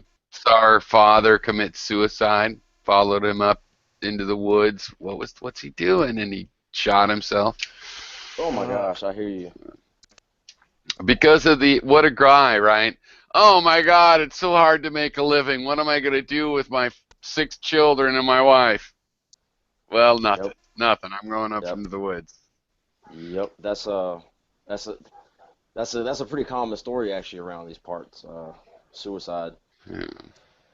Well, as a I'm cultural yeah. thing, you can forgive him, but when it's your own dad and stuff, it's kind of like, yeah, no, actually, I don't have to. I Mhm. forgive the other people's dads. Yep. Yep. Yep. Yeah. Yep. That's Do you ever us see the out here Wild and too. I'm writing a Wonderful book about Whites? suicide. Hey, do you What's ever that? see the Wild and Wonderful Whites? They're from Uh-uh. West Virginia. Oh, it's Give me about some more this. context. Yeah. A documentary about what you would call maybe a white trash family from West Virginia, Okay. countercultural. They have a couple famous relatives that do this West Virginia style of tap dancing soft shoe thing, and and they're crazy. I mean, like the one of the women is doing doing Vicodin in the hospital after she just gave birth to the kids and stuff, and they're Little just loopy. one of the cousins during the filming shoots another family member. And this is ordinary stuff in this family. And I it's hear a you. great The Wild Wonderful documentary. Whites. The Yeah, Wild Wonderful Whites. I'm I writing think it that's down what right it now. is. I'm gonna Yeah, if watch you that search for first that. chance I get it. First time And I get a chance. it's also about underground culture. Their grandfather, the first tap dancing one, he basically realized because they were in West Virginia in a mining town where they had company store and everything, where Hmm. you get paid in coupons and that you have to spend at the company store. Uh huh. You know that scam, right? Oh That's God, the dude. old American scam, right? Dude, there was Well, yeah. that was Okay. going on Yeah, into the I'll tell you about that. Yeah, 1900s. later. Yeah, That I'll was tell you going about on that. into the Yeah. 1900s in West Virginia, right? And so he just realized, fuck that shit, and he started learning how to play the Social Security and public benefit system, There you go. and he created a family of total. They all still do that, and they're criminals. Like I know they're what you mean. criminals. They're They're hustlers. criminals. Yeah, they're Yeah, hustlers. but they're also famous in West Virginia. I Their can believe it. family name and stuff, and so I it can makes believe it. for a great documentary. You'd probably love it. There's a family in my town called the And then, Outlaws. Their last name's the Outlaws, and oh yeah, a lot of their no, I'm serious. Like they always are in the newspaper for smuggling drugs, stealing vehicles, doing all sorts of other things, and it's just this. I mean, I know them; they're fine people. They're just as normal as anybody else, but they're just like this is our tradition. This is our culture. This is yeah, what we have traditionally done to right. And the survive cops in know him America. too.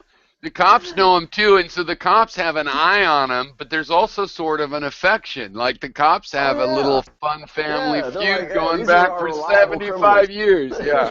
these, these are our reliable criminals. Oh, These and are the and descendants of old Blackbeard. Joshua, he's a good one, and that's who they go to for informant or whatever. Yeah, he can tell us what's going on in the family clan that we need to know about. Yeah, it's really good. Do you like Uh, documentaries? I enjoy a good introspective perspective piece, you know. So That's what documentaries are, or good documentaries Yeah. are to me. In fact, Have you seen a go for it. grizzly man? Dude, we could have a whole conversation about Tell me Grizzly one Man. you've seen. I love and documentaries. and Let's play that so tune. all right, so Grizzly Man was good, but did you see the Okay. documentary about the dude in Alaska that was basically like successful Grizzly Man? No, what do you mean? Okay, so there was a guy. He was all right. So back in 2000, I discovered him back in 2009, 10. He was like 73 years old at that time, and he was a retired pilot, and he had spent like 20, 30 years of his life hunting grizzly bears. And one day he kind of just was like, what the fuck am I doing? Like, I'm killing these animals in their natural habitat. And it's not like, they pose any threat. We're going like all the way up in the middle of nowhere to track these bears down. So he started doing more research, and he became quite like fascinated with bears. So he took his savings and he bought a piece of land out in Alaska. And for the next 20 years, he basically started a bear sanctuary. Like, he would, eventually, at first there was no bears in the area, but as he went out and started hiking, he had contact to the bears, and sometimes the bears would follow him back to his house, and there he would start feeding them, communicating with them, interact. And after 20 years, it was essentially like it was a bear sanctuary. The bears came there and they behaved differently than they would out in the actual With wild. no fence, you mean? Yeah. Yeah, with no fence, because like Preserve, just like a people lot that of nature preserves. Yeah. Yeah, it was pretty much that. Ultimately, I remember Sarah Palin and her posse of people were actually trying to shut his property down. And I don't know if he's still living, but yeah, he's been attacked like once or twice by bears. Once by the same bear named Cookie, and eventually that bear actually stopped coming around because it was like almost like the other bears shunned him for doing that. So it's pretty like because the other like it was always because this one bear had just this issue with fucking with other bears. It was pretty aggressive and it was pretty territorial, and he knew the bear since it was a cub. And when it did that, it was basically like the bear wanted its own sanctuary. It wanted its own territory. At least that's kind of the way I looked at it. But eventually the bear went on. It didn't because if it wanted to kill him, it could have killed him easily, but it just kind of batted him around real quick, and he got like a pretty bad scratch, and that scratch, if he didn't tend it, he could have bled to death. But that was like about 5 years before that they actually came out there and did the documentary. In fact, that was they wrote a story about it in the paper, and that's how people actually found out he was up there. They were like, is he still up there? And they went up there, and he doesn't live up there all the time either. He basically just flew up there towards the end of his life or getting older. He just flew up there maybe like 3 times a year and would stay up there for like months. And cool. He would, yeah. So. Well, the Grizzly Man did pretty good. He wouldn't have died if he didn't blow it that last year. Yeah, the last time he got a little too close. He put himself out there too much, really. So what's another documentary? I like ones. Okay. I find ones. I like all kinds of documentaries. The best ones are often about profile people. I wanted to see the one about Palestine that came out a few years ago.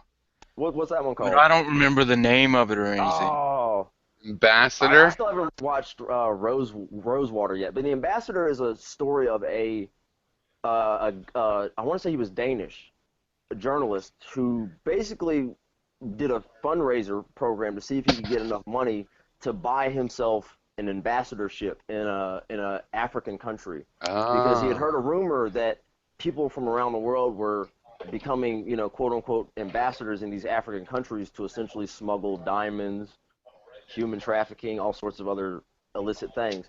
And sure enough, that's what he was able to do.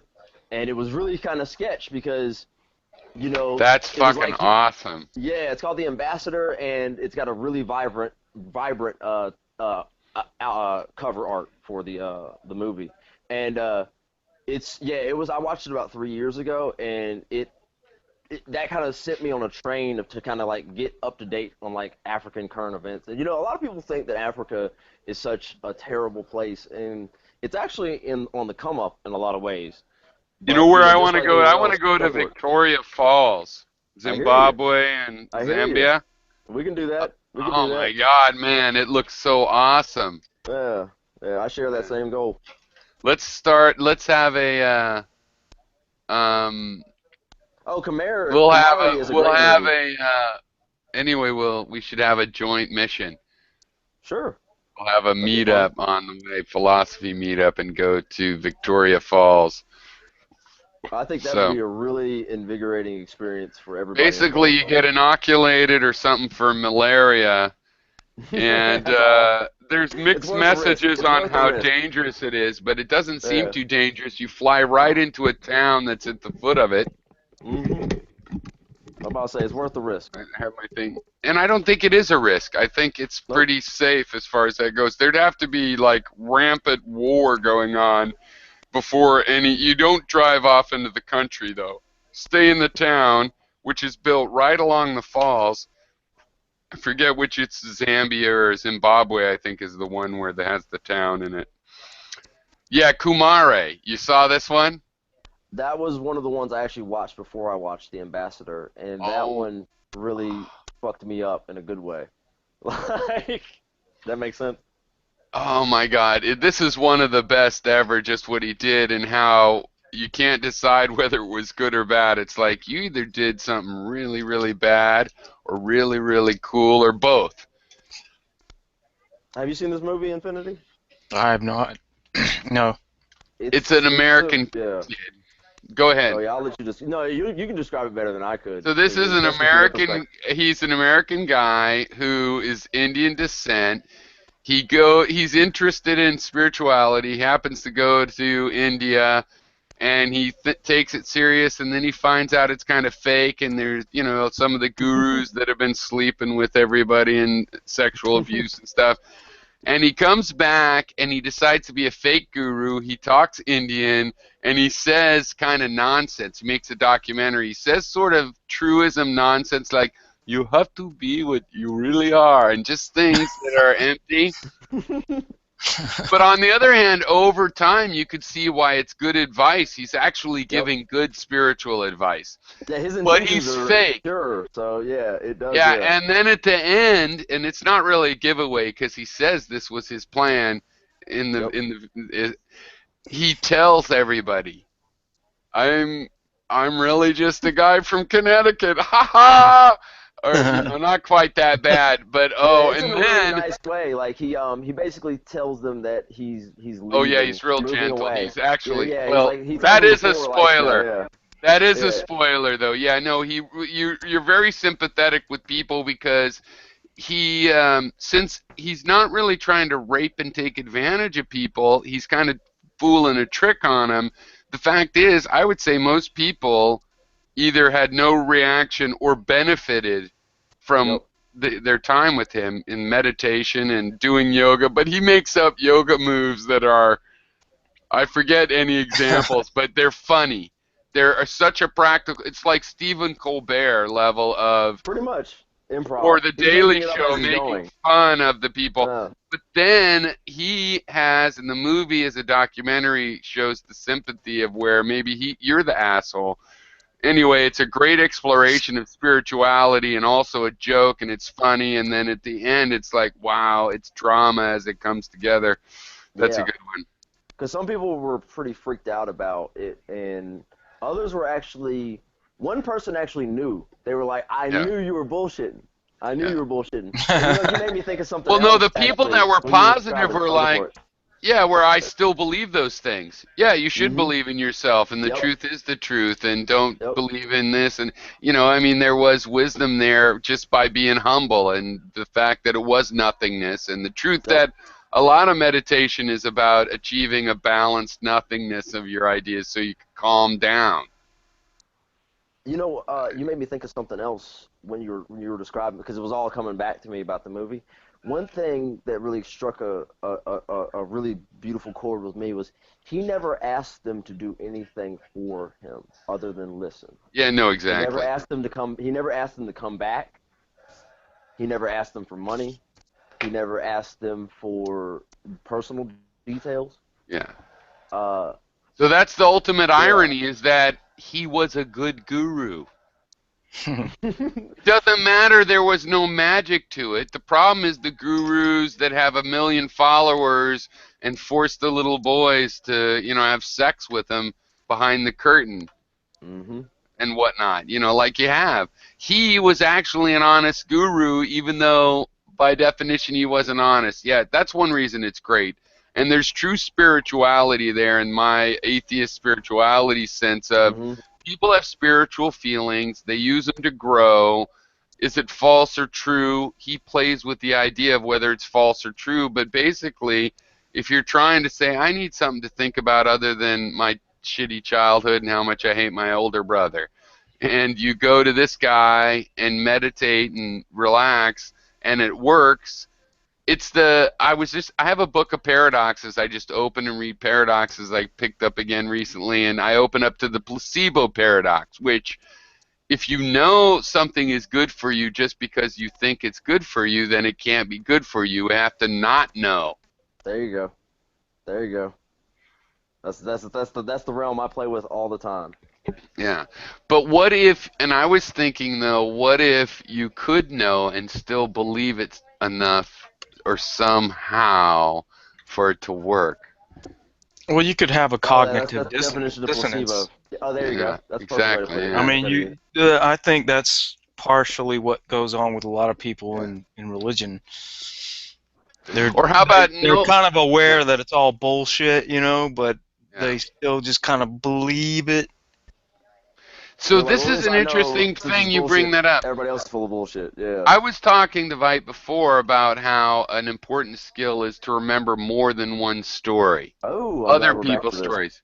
So Yeah. cognitive dissonance is sort of a term for I know two stories, I believe them both.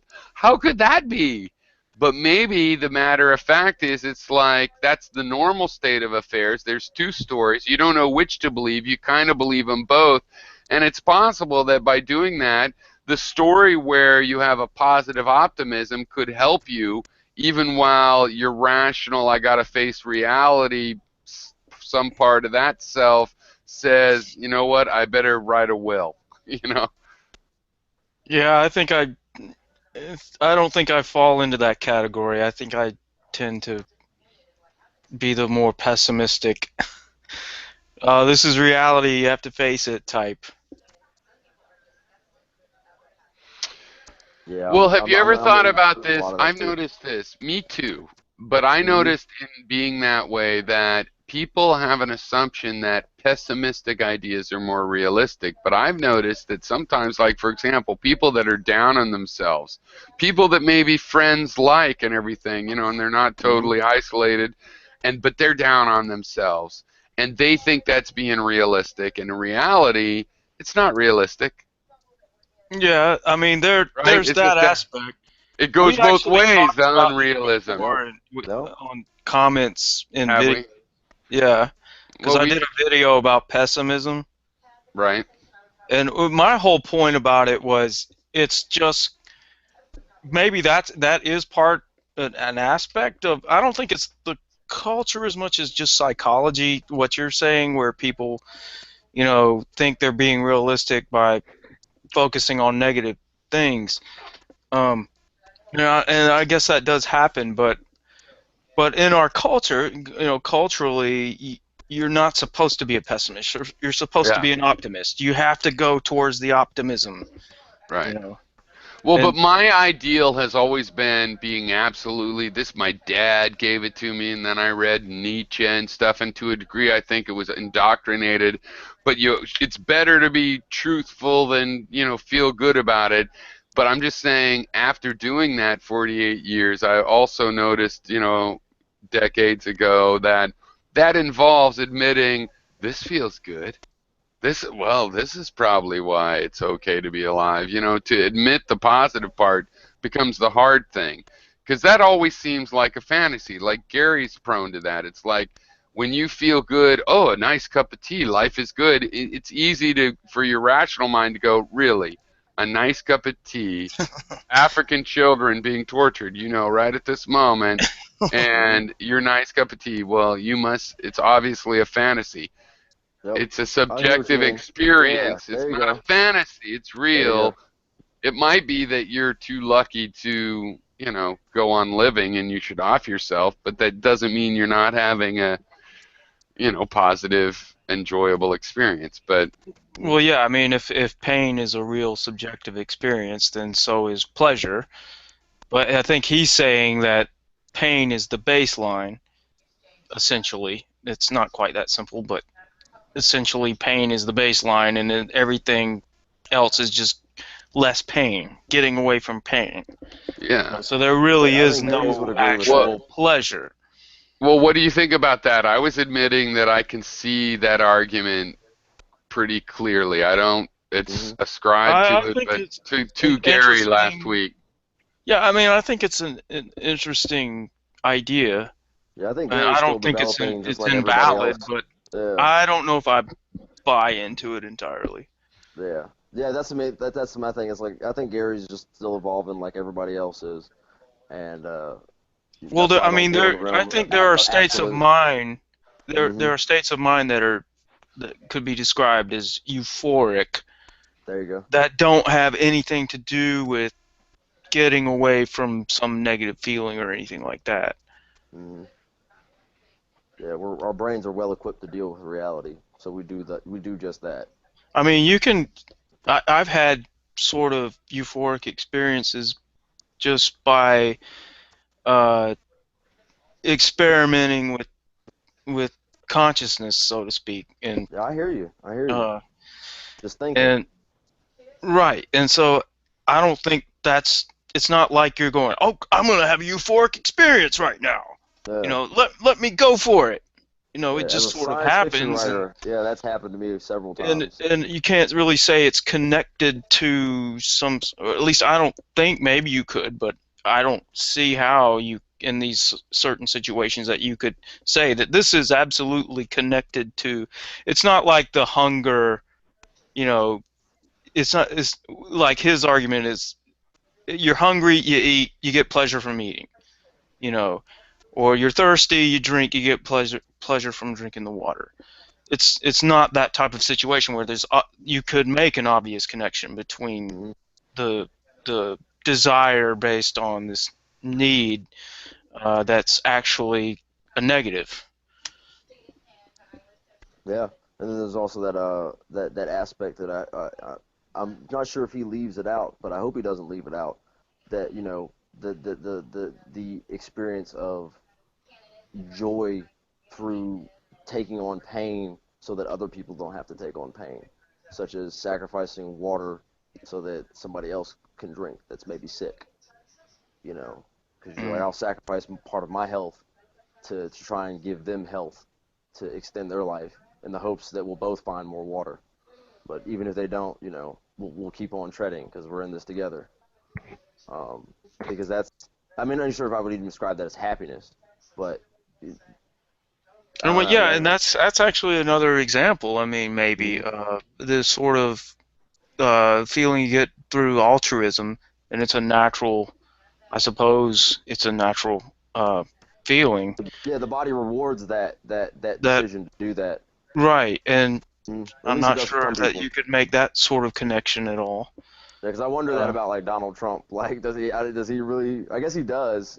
And yeah, I guess he does. I guess he does. Like, I honestly believe he believes the shit he says. So that's how he can do what he does. it's So hard to that's understand that, though. It's hard to understand that yes, he believes everything he says. It's yeah, hard to really isn't it? accept that. Isn't it? Because we're 'Cause- so different, man. Yeah, Everybody well, in this I room don't is think so it fucking is different from true. that. I don't think believe is even apt there because I think a Yeah. lot of people just impulsively act. And I believe in willpower, but I believe there's a part of your impulsive self that is determined by that programming, and then there's some sort of willpower, however that works, that is actually a weaker part. Ooh, It can that's interesting. only influence a little tiny bit, the That's other interesting. part. And so someone believe something like if he's going, Yeah, oh does it my really God, these matter? I get what people you're don't saying. like me. I Yeah, want to make them like me. What can I I say get to what you're. make them like me? He's saying Ah, that in his heart. ah, And then he says something, that's what he believes will make them like him. He doesn't have another consideration. You know what I Right. mean? He's just not thinking about it. I Right. see what you mean. Like that makes him much more complex. Like I was oversimplifying It does show his values the still, thought. though, Yeah, right? Like it's his for belief sure, of what'll for make sure, people like him. for sure. Oh man, see, thank you. You took this shit to the next level. Perfect. I got some more documentaries for you too. Well, Because I saw you looked up Ambassador. I want to know what's up with the equation Sorry, there. What man. are you doing there? Oh shit, he is Oh, I working on was something. just no, just while we're talking, I like graphing things. But I went to the Wolfram Alpha, and it didn't want me to pay to zoom in. Mm. You know, you can type equations into Yeah, Google, yeah, right? yeah. I did that for a video I did. It was kind of a By the way, bullshit thing I did, but I used a sine graph to represent. oh, I was trying to make a sort of an analogy of I was talking about climate change hmm and how the problem of fixing it, or the problem of dealing with it, is you can't just stop burning fossil hmm fuels just like that, because you're just going to kill everybody, yep, right?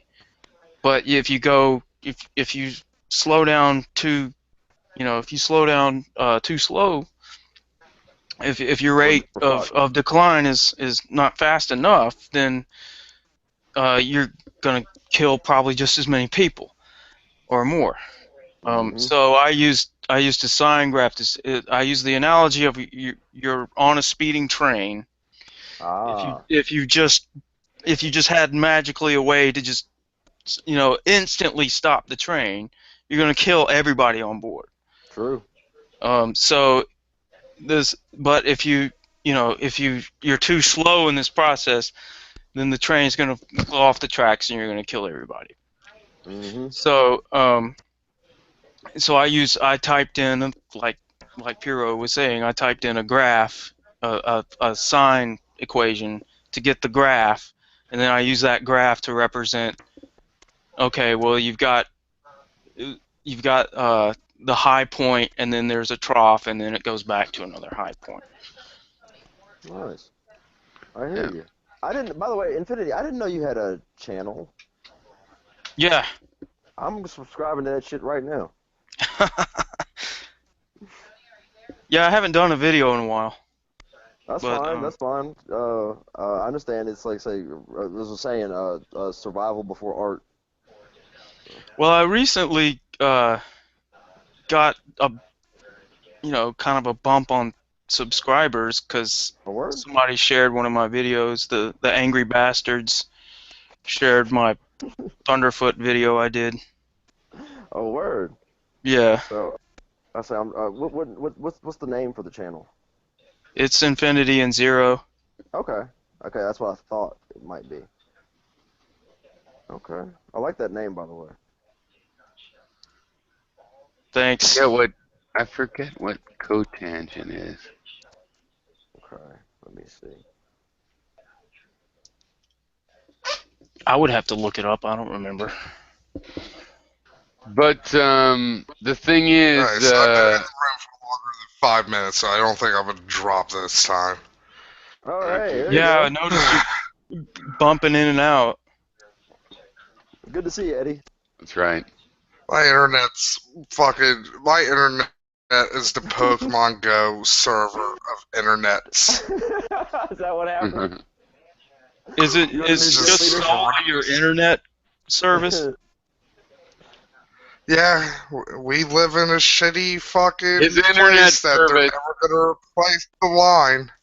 His internet service is actually a can on a rope that they've tricked a squirrel into pulling along to the next router, and It is basically.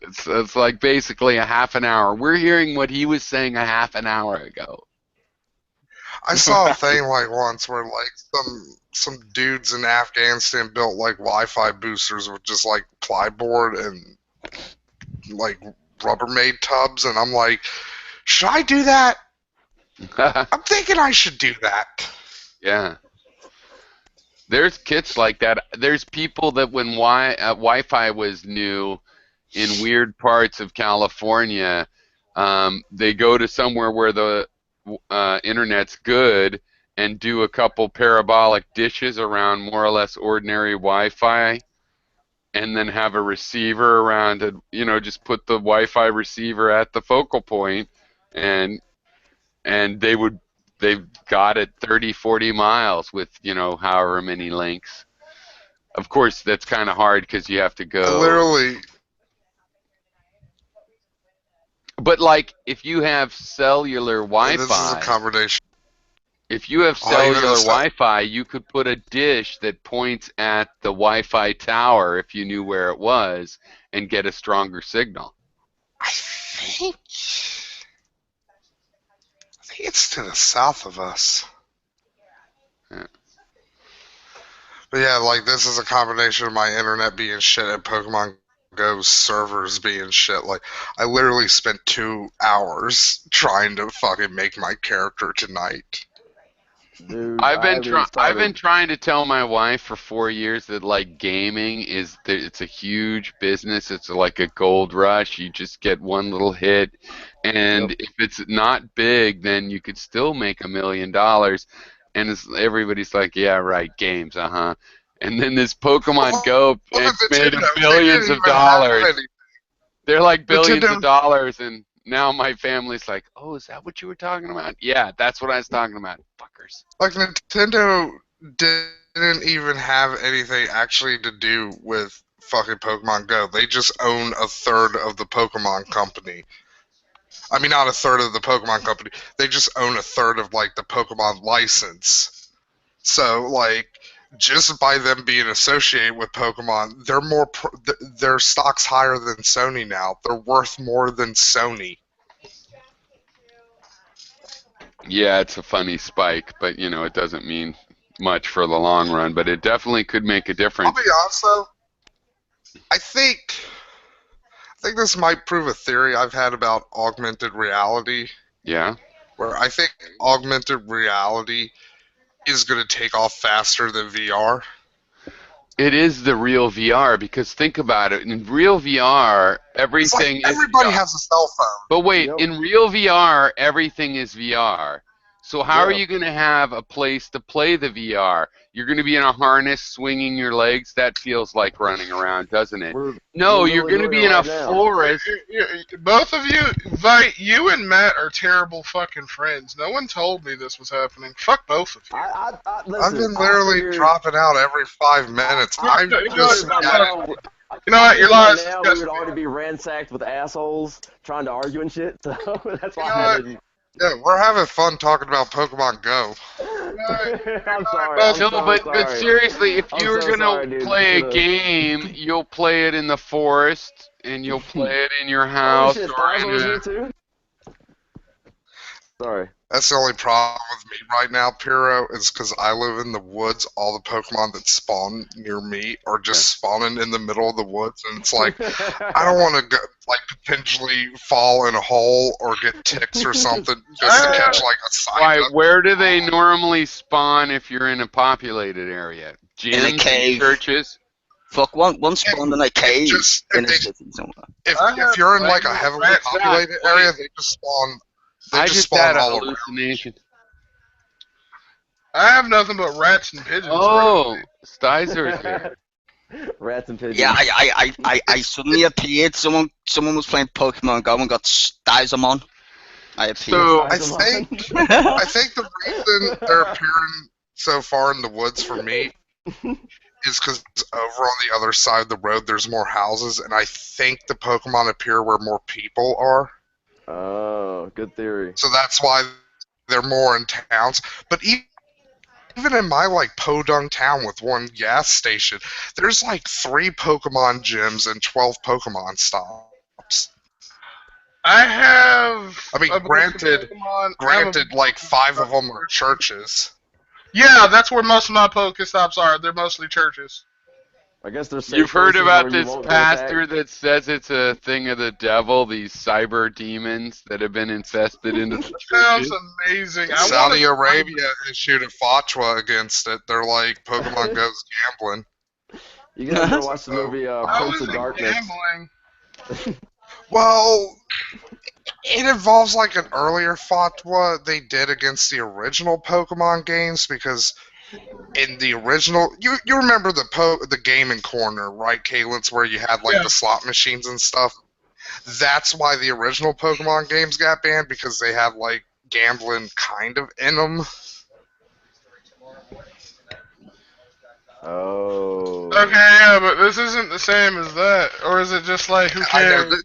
Well, this is just a Pokemon is bunch of old Pokemon. people who Yeah. don't know shit. They What always happened jump with- from what one thing happened to to another, so Microsoft Glass Pokemon's hot anyway? right now. Oh, what's up?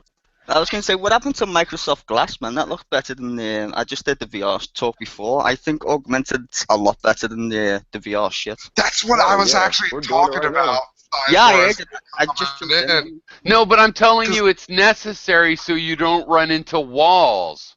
You need to have a place to play in, and then we'll inject the monsters and the the other graphics. But you have to have a real place to run around. I thought it through. There is no way to hang you in a harness or stick a brain plugged.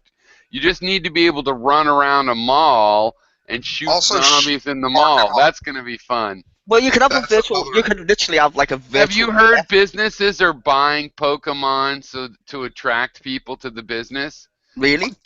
Piro, I'm not It's joking. funny because look, you know what that's like? That's like hiring a bunch of nerds to play D&D in your store. Like it's gonna get you more business.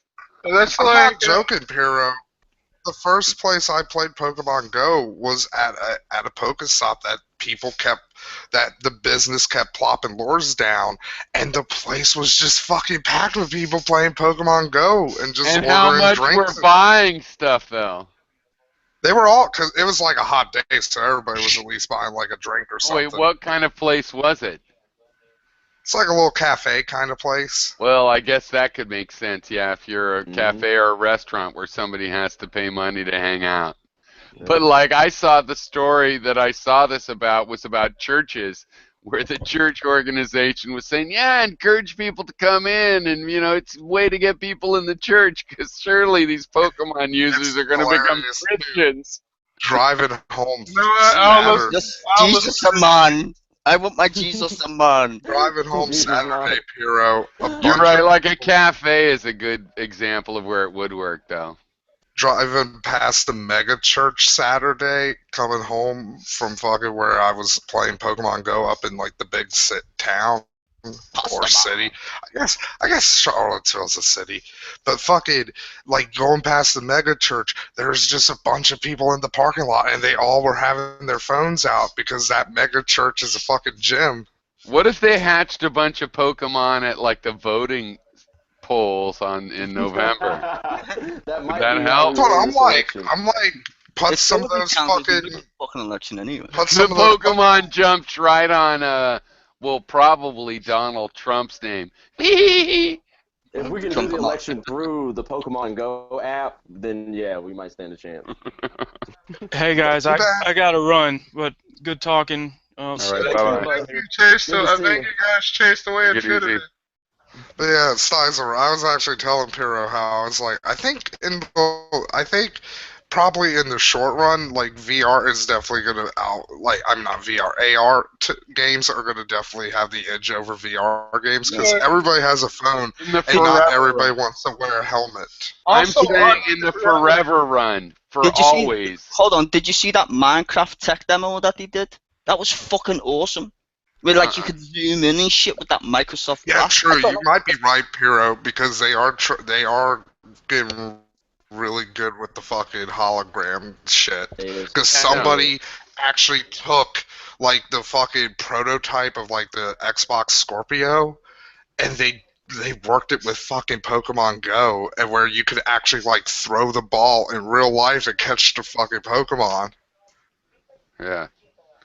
tech's gonna be Well, like you badass needed- in like 10 anyway, I think so- you needed like some glasses or something, but you didn't need like one of the big clunky ass helmets. And I'm like, Yeah, I I don't think want to most do that. people will be aware. Because I'll be honest, I'm one of the few people who actually do want smartwatches, but that's because I grew up loving shit like Johnny Quest and Dick Tracy, and it's like I've always wanted one of Get those. smart, I Matt. agree. Were you a fan of Get Smart? Man, I used to love my little calculator watch when they first came out, man. I was like, I'm a nerd! I can Oh, take man. leads on my little calculator watch backwards. So I still have one, and I still love it, dude. I And still it- love it. I use What's it every that? chance I get. Calculator. But like, I get why people aren't going like why smartwatches aren't taking off, because it's like we could buy like 8 different devices that are You cheaper. don't really need a watch anymore when you have your phone. Yeah, it's got the That's time on it. it. Who the fuck needs a fucking watch? Oh. I know what time it is anyway. I can just tell the sun's up. Yeah, it's daytime. Oh, look, it's nighttime. Sun's gone down. Plus, with how small a watch is, you can't really do too much with that screen. Oh. Like, make They the need, screen they need one of bigger, them. and They need like a there's no fucking practicality. palm thing, man. So it just fits on your palm like fucking like a sheet of paper, but like see-through, just so it fits your palm. You know, like Or a like glove. goes around your forearm, like No, wraps around your you forearm know, like like a screen. you know where your No, knuckle. it's gonna be the glasses. The Caleb. glasses is the thing. What's Gonna be up? glasses. I did want to tell you. That's Well, what's gonna win. Google have got a fucking contact lens, haven't they? They're working on a patent for a Well, contact. that might work, but it's gonna be the glasses is the basic thing. Like your phone is gonna be a pair of glasses you might not wear all the time, but you'll put on for a phone call. That's my prediction. What's up, Matt? So I told Piro about this, but like I wanted to tell you this too. So because of Pokemon Go, Nintendo is actually worth more now than Sony. That wouldn't be a What shock. about Microsoft? No, they're still. Yeah, they're definitely worth. I think. Well, I think good true, for them. Microsoft's got all the other shit. Nintendo is way more innovative, even though Sony's a better like execution engineering company, which has been waning over the years. Nintendo's got that nostalgia, Nintendo, though. yeah, and also they have a certain kind of innovation. They did the Wii, yeah. everybody else copied, Oh, yeah. but only the Wii really pulled it off. They have, they're cool. I'm I glad. was actually thinking about Have this, y'all heard the Piro. latest I news think the thing with from Nintendo. With I think the thing with they're re-releasing Nintendo. Oh, White is trying to talk, but he's. I'm Sorry, sorry. Mike. You're like really low, bro. Oh, damn it, it did it again. My damn microphone's fucked up. I was just gonna say, Piro. I think the thing with Nintendo, and like you even see this with the original Pokemon games, and it's probably the biggest driver and success behind Pokemon Go.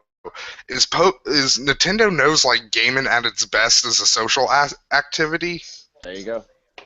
No, they've Yeah. always been good at being nerds who like games. They've always like pushed the boundaries. Nintendo have always done it. Well, man. and also, you know what? They're, like comics and underground comics and so on, and anime. They have a cartoon. They're committed to caricature, which when it comes off is perfect, right? It's perfect. So, and I had a Wii, and I didn't like a lot of it, but Mario Oh, Kart man, was that like I first played it for Xbox 8 stuff. years or whatever. You clearly Look- never look Until at they the played turn Mario. that shit off. Fuckers. Look at the Game Boy. That spawned the whole fucking like. I know there was Yeah. other ones, but that was like that was a Right. boost. The Game Boy when that came out, and then Yeah. the whole handheld thing kicked off from there. I know there was other ones before it, but that was the popular one, if you know what I mean. Yeah. Oh yeah, Game Boy was the shit. It was Yeah, awesome. everybody. I mean, fucking I Take it used to. wherever you want to go. Just don't put it in the wash machine. Yep. Or Yeah, punch like- it. And the whole thing, what's cool about Nintendo is how it made its fortune mostly off of being racist against Italian guys. Oh, well, we don't talk about that. We don't talk about Actually, that. I would say What? they made most Is of it their really? What? Is it really I racist? thought it was an accepted truth. What? I would say No, it's that- not racist if a bunch of Japanese guys have a It's totally a racist. couple of totally stereotyped. I would say Well, essentially, what is the Mario Brothers? They aren't really even like they don't really even have much personality beyond just being two characters called Mario Brothers. like- Oh, That's true. They try to keep you hey-o. What about the ambiguous as possible. sounds? What about Yeah. the Sims? For the film. Sounds they make, those Italian sounds. I can't even. Wait, Wasn't that guy like a fucking Mexican? He wasn't even Italian. I can't even He's Italian American. Wait, what is Piero saying? Piero, what did you say? What about Well, I'm just kidding, but it's just kind of funny. The Oh, you guys got me Japanese rolling. company has these stereotypical Italian dudes as these major mascots. Wait, are you talking about the films, like the No, show and shit? No, I mean in the games, and they make all these exclamations, and they're Real all. quickly, I Piro. didn't really Well, like. it's kind of weird. What happened? Why did Nintendo decide we're gonna have these Mario Brother protagonists that are Italian dudes? I mean, Make the pizza. there No. really aren't any there really aren't anything attached to them as characters. Like, Really, the reason they're Italian? I'm pretty sure they're Italian though. yeah, outside of the yeah, but the only thing you know about them is that they're Wait, Italian. Caleb, I actually know the reason. I know the reason why they're Italian. Oh, why? The reason they're Italian is because Nintendo really likes naming shit after people who helped them, like when they were first starting out. That's why Kirby is named after the lawyer who helped them win the case against Universal with Donkey Kong. Mario comes from the guy who leased them the Nintendo of America building back in the day. His name was like Mario something. So they were because originally Mario didn't have a name. He was just Jumpman in Donkey That's Kong. right, It wasn't he was. until Mario See, Brothers. that's what I'm talking about. I said So it Nintendo was is an homage. cooler It was than an homage. Sony. That's why it's not racist. That's I pretty will, cool. but here's the thing though. How is how During is, the NES, here's my thing. They had to Nintendo reverse era, engineer. Before, though. That's my thing. they How were real was it jerks. before? There was really nothing. You really know nothing about the Mario Brothers beyond the fact that their names are the Mario Brothers. I mean, that's it. Oh, Because they don't do anything. They have exclamation marks and shit. But I think that's the only thing. for everything else you see. I think the only thing is like sometimes they mention that they're from like Brooklyn and they're Italian American, but at the same time it's like that doesn't make them Italian. They're like that's like saying an American Irish is Italian. That's like saying My favorite Mario Brothers is the original Mario Brothers with the turtles. And the crabs that in the 3 levels. Wait, those were the turtle? What the hell? the arcade game. The Mario and the other thing. Let me tell you, this is the forgotten game, the best game Nintendo ever did, out in the arcade. Donkey Kong Jr. Are you gonna say Wrecking? Oh yeah. Donkey Kong Jr. I thought with you were the gonna say vines and forgotten. I don't know why they don't remake. That was the best one of all of them. I was gonna say, have y'all heard that Nintendo's re-releasing the NES for $60 preloaded A tiny with, version. 30 games on it? A Yeah, a little tiny Oh, version that's a thing. good idea. Yeah. That fits in your hand. It's diddly. It's a Yeah, like the weird. old games that I'll have get all one. just in the joystick. That makes sense. It's gonna have a USB But, plug-in for the old school controllers. real and like I said, quickly- it's a nice little package. It'll be like MAME based. Nintendo wasn't always angels. Like they held the fucking third parties with an iron fist back during the NES day. That's why all the third parties left them when Sony came aboard. It was like, we don't give a shit if you fucking publish games on other consoles and PC. Like, fuck it, we don't care. We're gonna make money. Either way. And Sony has had better actual hardware, and their machine has been better for a long time. Well, that's the weird thing, is during the 64 and GameCube, technically Sony had the shittier console. Like, the GameCube was stronger, and Oh my gosh, so much technically, more. if Nintendo didn't fucking like put their heels in the ground and were like, we're gonna keep using fucking cartridges, the N64 actually would have probably been more powerful than the PlayStation 1. You know, Is that the story? Is that what they say? No, but like the thing is though, even if it's technically more powerful, the PlayStation 1 had like a shitload of third parties. Yeah, true. The thing Content. also with the PlayStation 1 that kind of handicapped it a bit it was basically just half of an add-on for the Super Nintendo that Sony was just like beef up the graphics a bit and just release it. That's why the first PlayStation model was so ugly and shit, because it was just like, fuck it, release what we got. Just Bushido Blade 2. make it playable. The reason why the PlayStation won is because they won the battle over distribution. They went with the CDs instead of the little tiny ass ones. With Also, Sega just kept shit in the bed too. So you guys Sega heard got that out of there it. isn't. You've heard there isn't going to be any more consoles, right? they're Yeah, gonna start doing this streaming, is aren't the they? last gen. They're Makes gonna sense. start streaming over networks. They said that last year at the But I wait, don't do really you? easy to I see mean, there's through not that. going to be any more consoles. There might be a booster here or there, or whatever. But basically, it's over. People. That means people are think going to have to Nintendo buy will probably PCs. PCs, at which are least now down to $300, and people can do it. But most people are just going to play iPad and Android pad games, I'd say which is Nintendo's gonna probably gonna at least which still is do the gonna rape handhelds, the game industry. Those devices cannot play proper gamer which games. I don't Yeah, but that's why you know buy if you saw this, Piro. And this is why Nintendo's being really smart with their next console. They're releasing the NX or whatever it's fucking called. Is it's going to be able to connect with the 3DS, You the so fuck you can wants to buy use one. like the 3DS. Well, a lot of people still like the Wait, 3DS who? because Wait, what it is this has. device?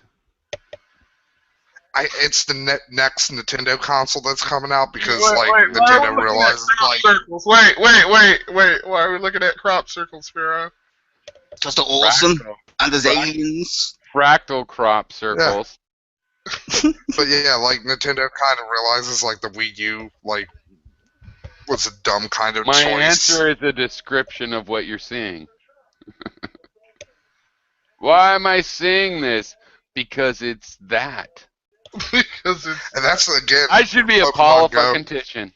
Okay, I'll be right That's back. again I Are got we it. that's looking at again the also con- where Pokemon Wait, did I miss the convention? Did I probably, miss the but convention there's already? still like 3 more days of it left. No, I mean what you guys were watching. Did I miss that shit? I wasn't in here. You're an What? asshole, I man. got in What? Why would you not tell me this, Sorry. man? What you be sorry to be? Where- The fuck? I just got in here. Well, not just, but like maybe 5 minutes before you came in here, my internet finally was like, "Okay, you're allowed to be in here." What about you, Vite? But yeah, going with Pokemon Go real quickly. That's why like it's brilliant there too, because like it doesn't have like the in-depth like RPG like level up shit that like a lot of people like. So Pokemon Go could be kind of like an entryway where it's like, I wish this combat system was a little more in-depth. Well, it's like, hey, go buy the one on the 3DS.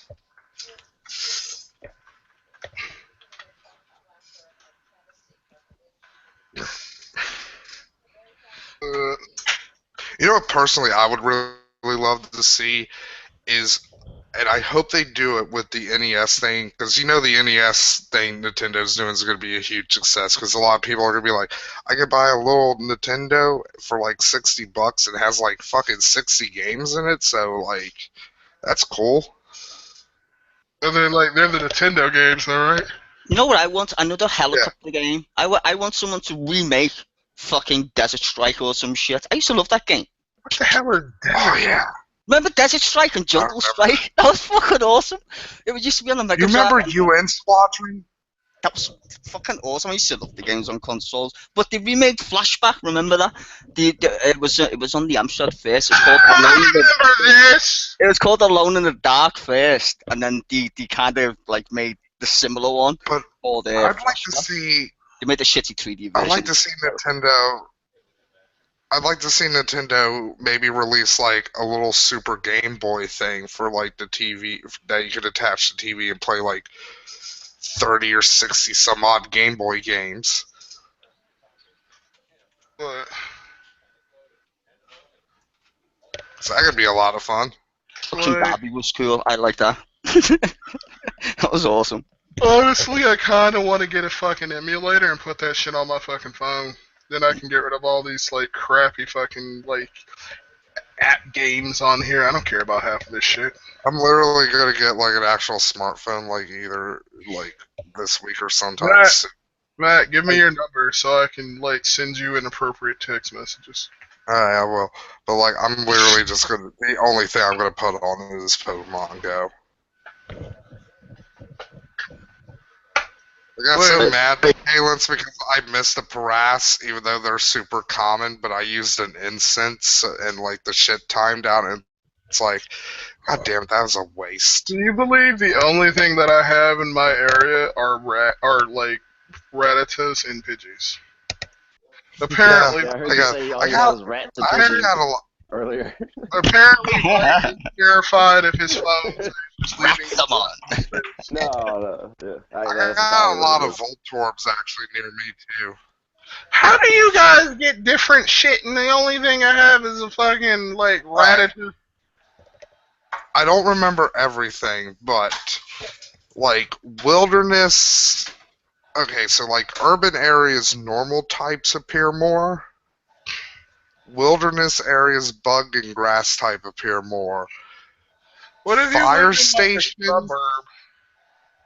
Fire state, that would probably be normal type. is. My theory is it's based off the color spectrum to a certain extent. Ultimately, too, it's random, so you'll get like a mix thrown in, but like there are places where like certain Pokemon do spawn more. Oh, Water, like, so fire stations and gas like fire stations and gas stations where fire Pokemon appear. Oh shit, Stars And over. power lines and like power transformers are like where like electric Pokemon appear. Historical sites are where ghost Pokemon appear. Wait, historical sites are where ghost spawn? Ghost spawn or where ghost? Yeah, Cem- historical cemetery? sites and museums. What about cemeteries? Holy shit! I It's don't know cemeteries. I have a Cemeteries are cemetery right registered. next to me. I bet So cemeteries you don't are know if registered. they appear in cemeteries? I bet they do. I bet they do. Yeah. I hope so, If because I have a it's, if, the, cemetery right next if to it's me. on, because I know it's based off Google Maps to a certain extent, and it's updating. Oh yeah, more I people think are playing, poison are it's also updating live. Yeah. heavily Go down encountered regularly. in urban areas. Sorry. Oh, you're fine. You're fine. Alright, so, because that's what I want, because I have a cemetery right next to me, and I will totally go up to that bitch and get me some ghost Pokemon. I think too a lot of it has to do with like what the Pokestops are around you. That would make sense. What, Pokestops? Yeah, so like if that cemetery has like a Pokestop associated with it, yeah, you probably will get some ghost Pokemon there. Yeah, see, I don't play yet, and y'all making me want to fucking play, but I won't start playing until we can battle other trainers, like... You know, I'm kind of Can't feeling you this. battle other trainers now? No, well, I know you got to do it at the gyms, right? But, like... Yeah, you kind fight, of vicariously. Yeah, can I, like, I want to be able to, like, walk up to somebody, hey, what you got? You got some level 30s? I got some level 30s, let's do this thing. Like, that's how I'd like to do it. That actually sounds funny as shit. Christian, Yo, what's up? so where the hell did you go?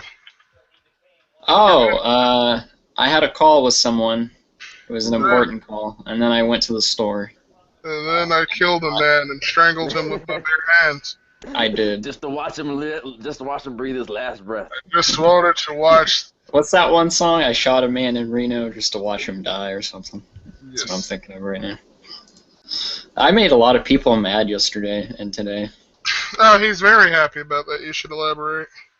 Oh yeah, I did a video basically all like, hey, you know, Milo Yiannopoulos totally deserved to get banned from Twitter, guys, like real talk. And everybody's like, but my free speech, but no, my free speech. And I'm like, so many people are angry. They're angry. My freedom of speech. No, my freedoms. Why are you taking away my freedoms? Well, the thing is, he broke Twitter's terms of use like multiple times, and the only reason that Twitter even cracked down on him now was because he went after a celebrity, which Twitter doesn't want that shit like out in the public. They don't want people to think that they tolerate that kind of stuff. Yeah. Stop attacking my celebrities, Christian. There you go. Yeah.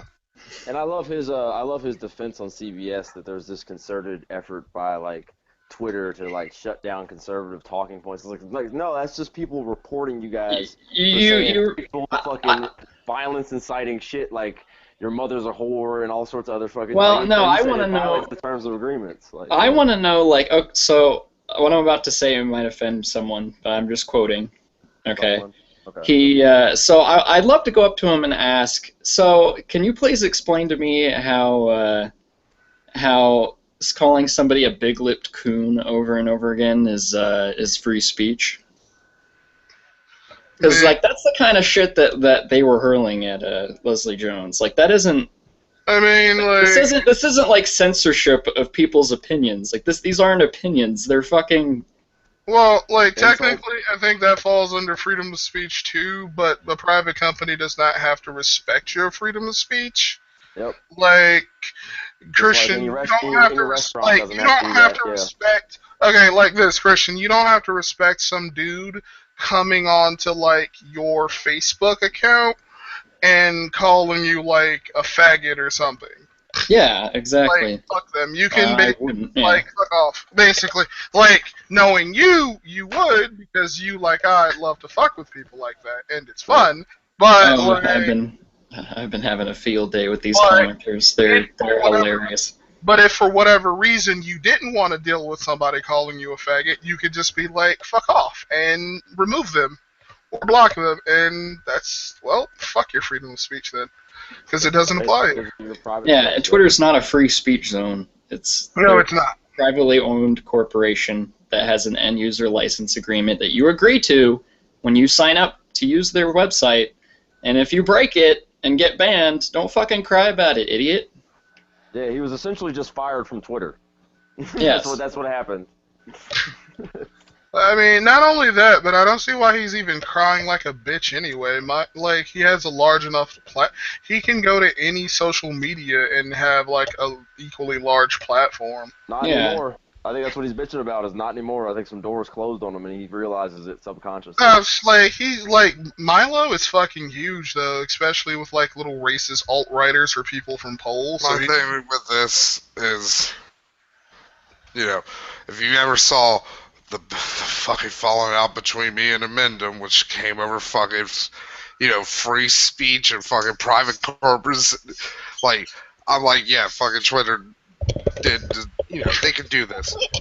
I kind of get where the Milo people are coming from, though, because they are like, hey, Twitter says they're all about free speech and stuff, but at the same time, I'm like, well, companies lie all the fucking time. Like, Google's slogan used to be, about don't do evil. Well, I believe they initially called themselves some like big platform for free speech, and it was only recently that they actually implemented these abuse policies. Yeah, it's like a fairly in the last few years, I think. For Twitter, I think one of their slogans is "Express yourself." Yeah, like so, that. They also like look at that and go like, "Oh, okay, great." They also like to tout like how they help spread like free speech to like places that have oppressive media laws like Turkey. Yeah. And other parts of the Middle East. So I can get where, like, some of the Milo people are crying hypocrisy, but at the same time, it's like, it's a fucking corporation. What do you expect? Also, aren't you in favor of corporations doing shit like this? Because you're on the fucking right. Yeah, there's fucking Milo the Libertarian. I mean, look. Their head hurt. Yeah, they can't, I mean, really, it's if anything, it's hypocrisy on both sides. You're willing to let corporations just fuck everybody over on a global scale, but like you personally can't be. Yeah. Yeah, like if in that case, it's just hypocrisy on both sides. But I can attest to Christian's credibility that he and I like both. I said, there's more shit against Milo. Shit out of somebody who called us faggots. Am I correct, Christian? Oh yeah, absolutely. I mean, I'm waiting. One of those people who's constantly been playing with fire. Oh yeah. So it's like he's gonna get burned and like the free speech people would hold him up as a this shit was inevitable. I'm just waiting for Wait, somebody in my what was that comment point? section. What was that point you had made a second ago, Kalen? What's up? What was that point you made a second ago? Oh, About, basically, I said it's a case of hypocrisy on both sides. So fuck that. Yeah. Well- 'cause you were talking about like you and Christian's experiences, and I was curious about that. For a second. Oh, if we got called Faggots or something. maggots. Okay, Yeah. I hear you. Yeah, because I get a lot of that shit on Twitter too. We That's why I just troll the shit out of went him. It's anonymous. fucking awesome. Yeah.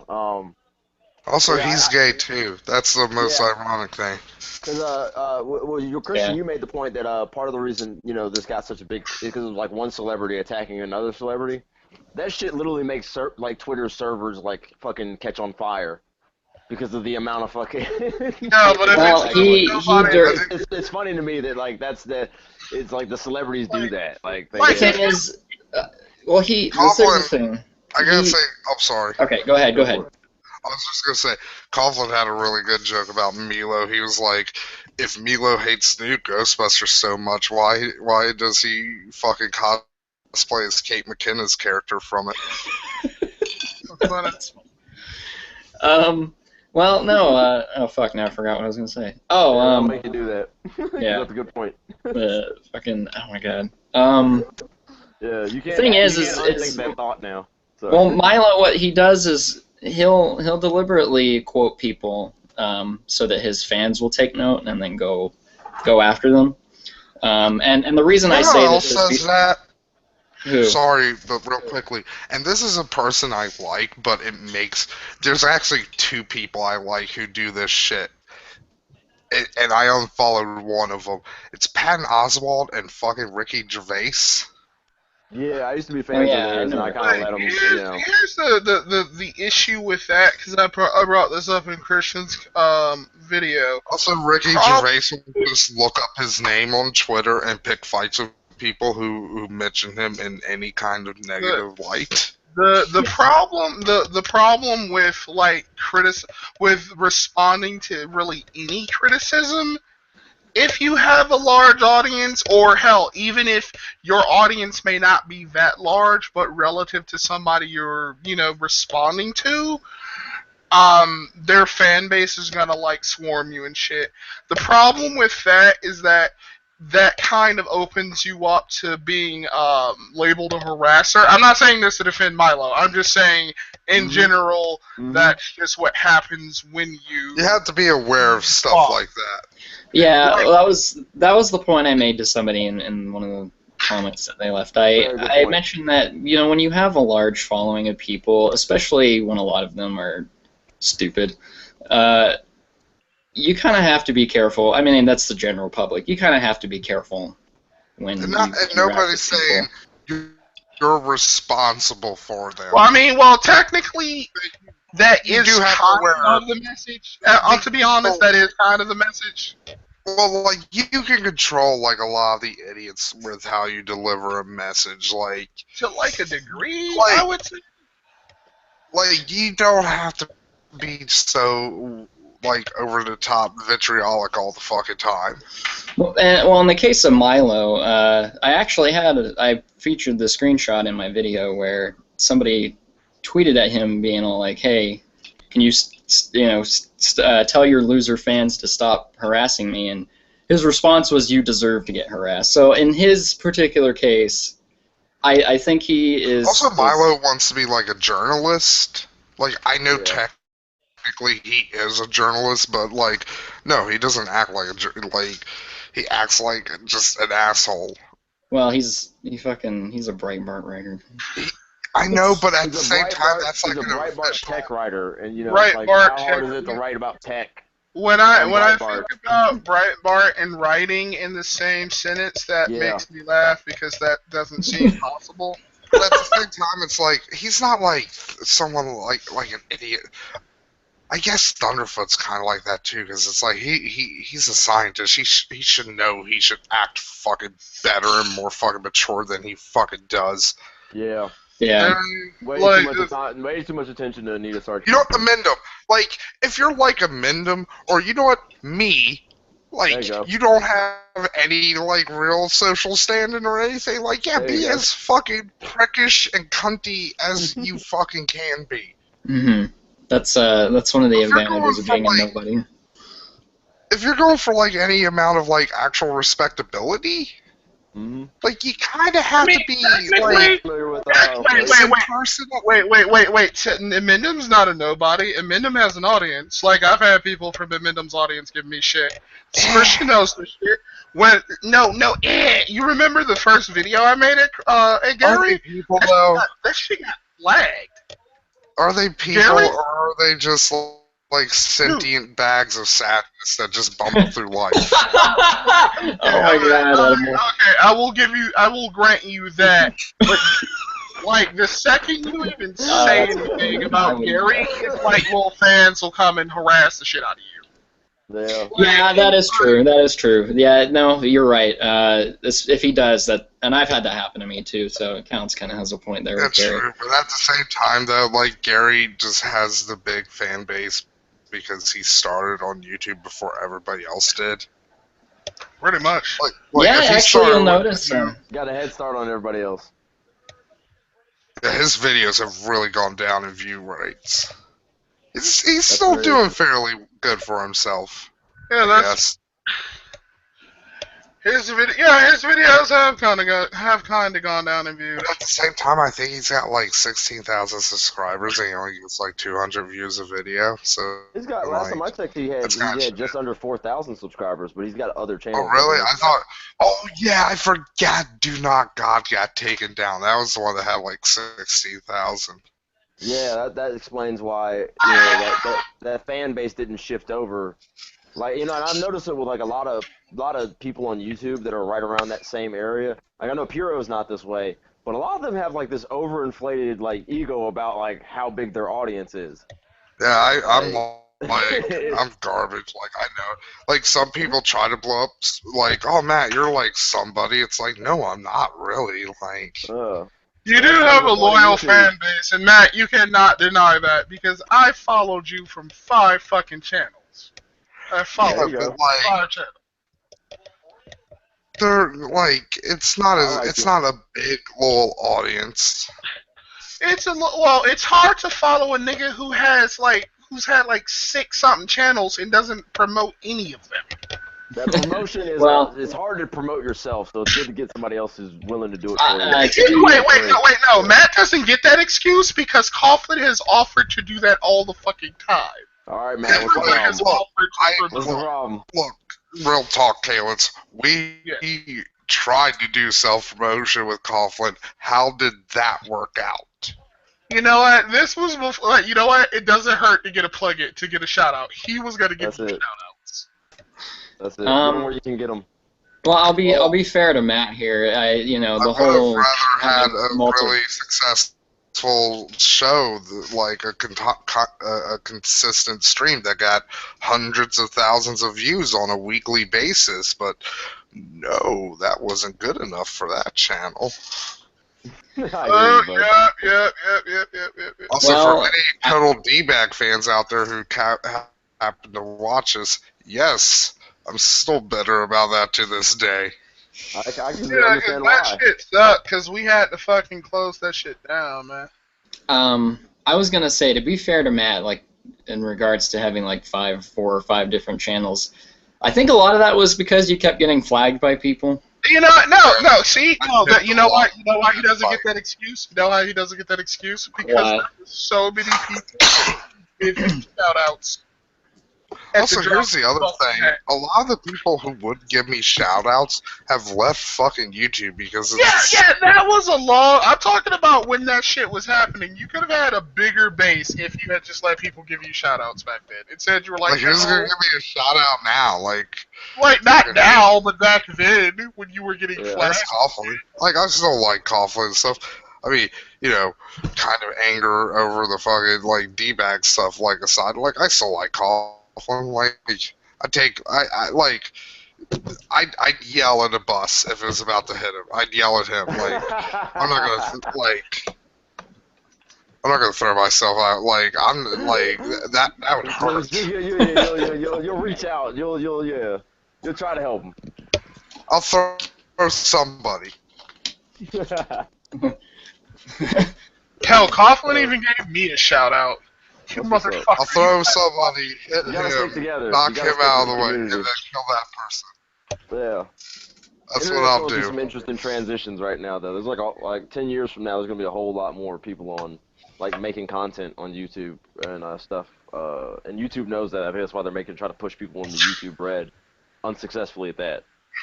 Eventually, they're just gonna force it. You know what I do? Every time I see a channel that has YouTube Red content, I just unsubscribe. It's like, I'm not going to be subscribed to a that's channel. all we can do. I'm not going to be just subscribed to a silent. Yeah, it's like, I'm not going to be subscribed to a channel where there's content I can't view.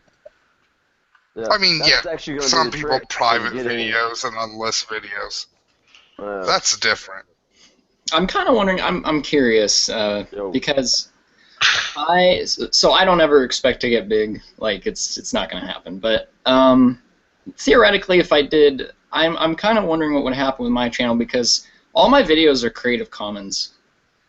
I don't use the standard YouTube license because I don't want ads or I don't intend to make any money off of my channel. So what would happen? Like if you had a channel like that with like 100,000 subs or something, or even more, that had all Creative Commons content. I wonder how would YouTube deal with that? Well, are you familiar with CGP Gray's videos? I am.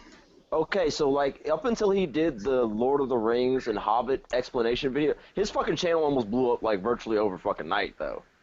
Like he had already had a fairly consistent following, but that like brought in like a solid 2 million people to like viewing his and was he videos. Creative Commons? Yeah, a lot of his early. I mean, you go back to his early stuff, and he's just talking about shit that he thinks is relevant and giving his critiques of it. And you know, it's part of it is if you think about it like if a 10-year-old can enjoy your video, then surely somebody who's 20 or 30 could enjoy it. But don't specifically just gear it towards kids are smart by the time they're 10, especially nowadays with social media and internet content. Yeah. So, I'm thinking if I ever do want to get big again on YouTube, I'm just gonna make a new channel and just like rebrand myself because it's like fuck like. Hey, motherfucker! Don't abandon me. You son of Hey, Matt. What would you do, Matt? Just remember, just always have a link in the description to your other channel. Matt, don't fucking abandon me, you son of a bitch. Probably. There you go. You should be like the next Happy Cammy and do like some naked twerking video. No. Just let it all loose, brother. I mean, I could just be a fat clown. That could work. Nah, don't undersell yourself, Matt. You have plenty of other talents besides that. You can jump on top of a bed and slap your ass together. There you go. Yeah, I could just real life Krusty the Clown. I could do a little song and dance, just like be like fat clown, giggling around. Jesus Christ. Fat clown, crying inside. See, I would envision you like if you went on that journey. If you went on that journey like 15 years from now, you'd be like the real life Krusty the Clown. Like you would have made it, but you would have like, damn, I sold out in my own little way. Like I sold out to my dignity. But like fuck it, like that's what I do. I just run a circus, baby. I mean, I don't have much to be. I guess I'm already a fat clown in a lot of in most ways. Yeah, if you're a fat clown, then I'm a court jester.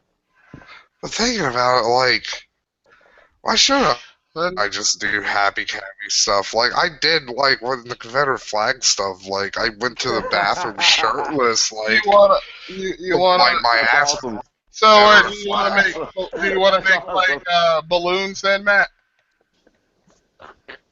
Do you want to make balloons? No. I don't. No, Matt. Context for that. I think you're being a little too self-deprecating. I think you could probably. I think you have more talents. Also, before you ask, Definitely. What? I don't want to fuck children. Like, 'cause that's the other thing, Cabby probably. I don't know. Maybe like he's dead now, or maybe not. Like, so we may never know the truth. But he totally Matt, fucked. Let's Matt, be honest. I do not think you would want to fuck children. Keyword being want to, but as Happy Yeah, Cabby. but you think I want to be a weird, like, fucking latex fetish fucker?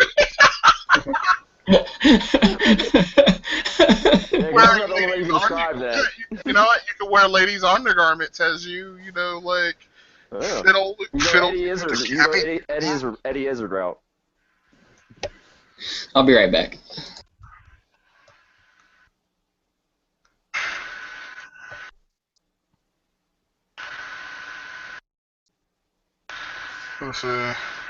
Really, the main thing I want to get away from is like the whole atheist community. It's like that's just. That's right. That's what I fucking did on my channel, on this new channel here. No, just don't be. Yeah, please do. No, I've never been part of those that's the atheist problem.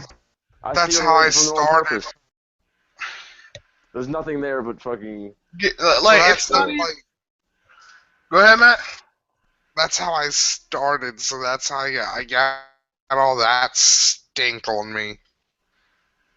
Yeah, I'm about to say you got to break away from those. Communities are fine and dandy, but you know, you there are always some have your communities freedom. that just suck. Yeah, you always got to remember you have your freedom in these communities to come and go as you leave, and if you don't, then there's a problem with that community.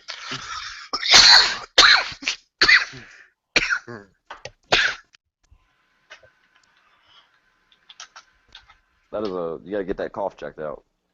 Unless you already have bad news.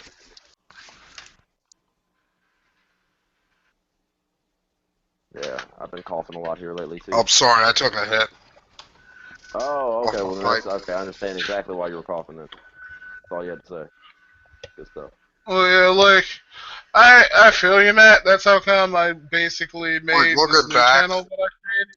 Like, if I could have done, if like a genie was like, I'll take you back, like the fucking when you were 23 and you started the YouTube channel and you could change one thing about it, I would be like, games first. Games or politics first. Oh yeah. Yeah, you would have. Oh yeah, you would have probably netted me a lot earlier if you went games or politics. Yeah. Because I'm like, man, if I went, like. Yeah, but to be fair, I did try to start in politics, but like, you know, I was just like getting into like being an atheist for the. I fell. That's the only problem with politics. I fell into like the new. Yeah, but you don't do the drama shit though, which is popular with your audience. There you go. I'm about to say, that's the other thing that's probably killing my audience. Is like I got a huge fucking drama audience because I used to just go on bloody fucking campaigns through the fucking community. I hear you. Just ripping and tearing assholes left and right. Like, unfortunately, I could never do that. Like, I couldn't I don't know, I just didn't give enough of a shit. I was going to attack my misery in me, but then I realized, why would I bother attacking my misery in me? Like that. Oh my god, I actually feel like I know that name from some vague My misery in me is the human version of Eeyore from Winnie the Pooh. Oh wow. Oh wow. Why doesn't anybody help you? It's I've met somebody like that. You ever think about that? What's that? I fucked up that shit. Like, why doesn't Eeyore have a house? Oh, dude, Winnie the Pooh is like totally like, if you like look at the dude who created Winnie the Pooh is like, I fucking hate children's stories.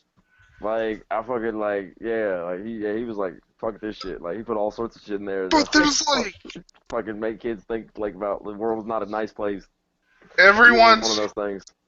Yeah. But what's so special about like Eeyore? Why doesn't he have a house? Because he's tried to make houses, but they always fall apart. There you go. Like Tigger's got, there you go. But he couldn't have a hole. There's like no hole. Like Rabbit lives in a hole. He's not doing fine. Like, Owl lives in a hole technically. He lives in a hole in a tree. Rabbit's a fucking rabbit though. Yep. Like Tigger's living with fucking Roo. Like he's her fucking stud. Eeyore, I would say Piglet's kind of interesting. Like we could break this down in like some deep shit. Sorry. So they're all wild animals except for maybe arguably like Piglet, but Piglet seems to be a free pig, right? He's the youngest. Wait, I didn't know Rue lived with Piglet. Yeah, didn't they? Like, no, Isn't Tigger that lives with fun? Rue. I forget. It's been Piglet, I years. think. Piglet has his own little house, But but he mainly Eeyore is comes a around. beast of burden. Eeyore is a beast of burden. He's a domesticated animal, or at least that's what his bloodline's from. He's a domesticated animal. Holy shit. Like no, I'm trying to get into the author. Like, see, the original Winnie Pooh is like old as shit. Like it's just so yeah. fucked up, but Vite's gonna take this shit to some Negro spiritual territory or some shit, man.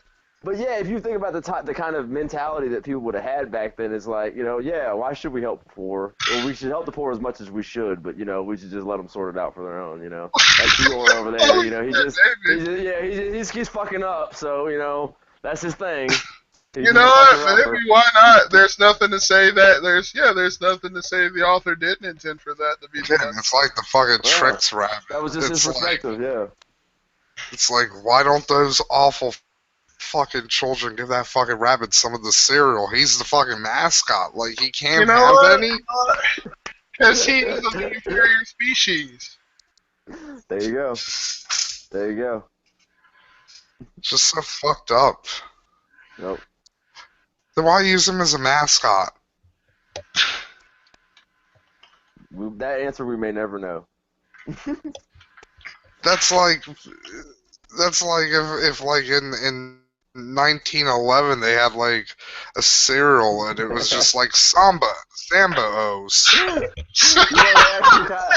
you're talking about like Aunt Jemima's, with Mrs. Butterworth, like. Yeah. Uncle Ben's rice, Sambo Oats. That's pretty much for the little house Negro in you. And somebody was like, hey, isn't this kind of fucked up? And it's like, hey, they're an inferior creature. That's what you just did, but with the Trix rabbit.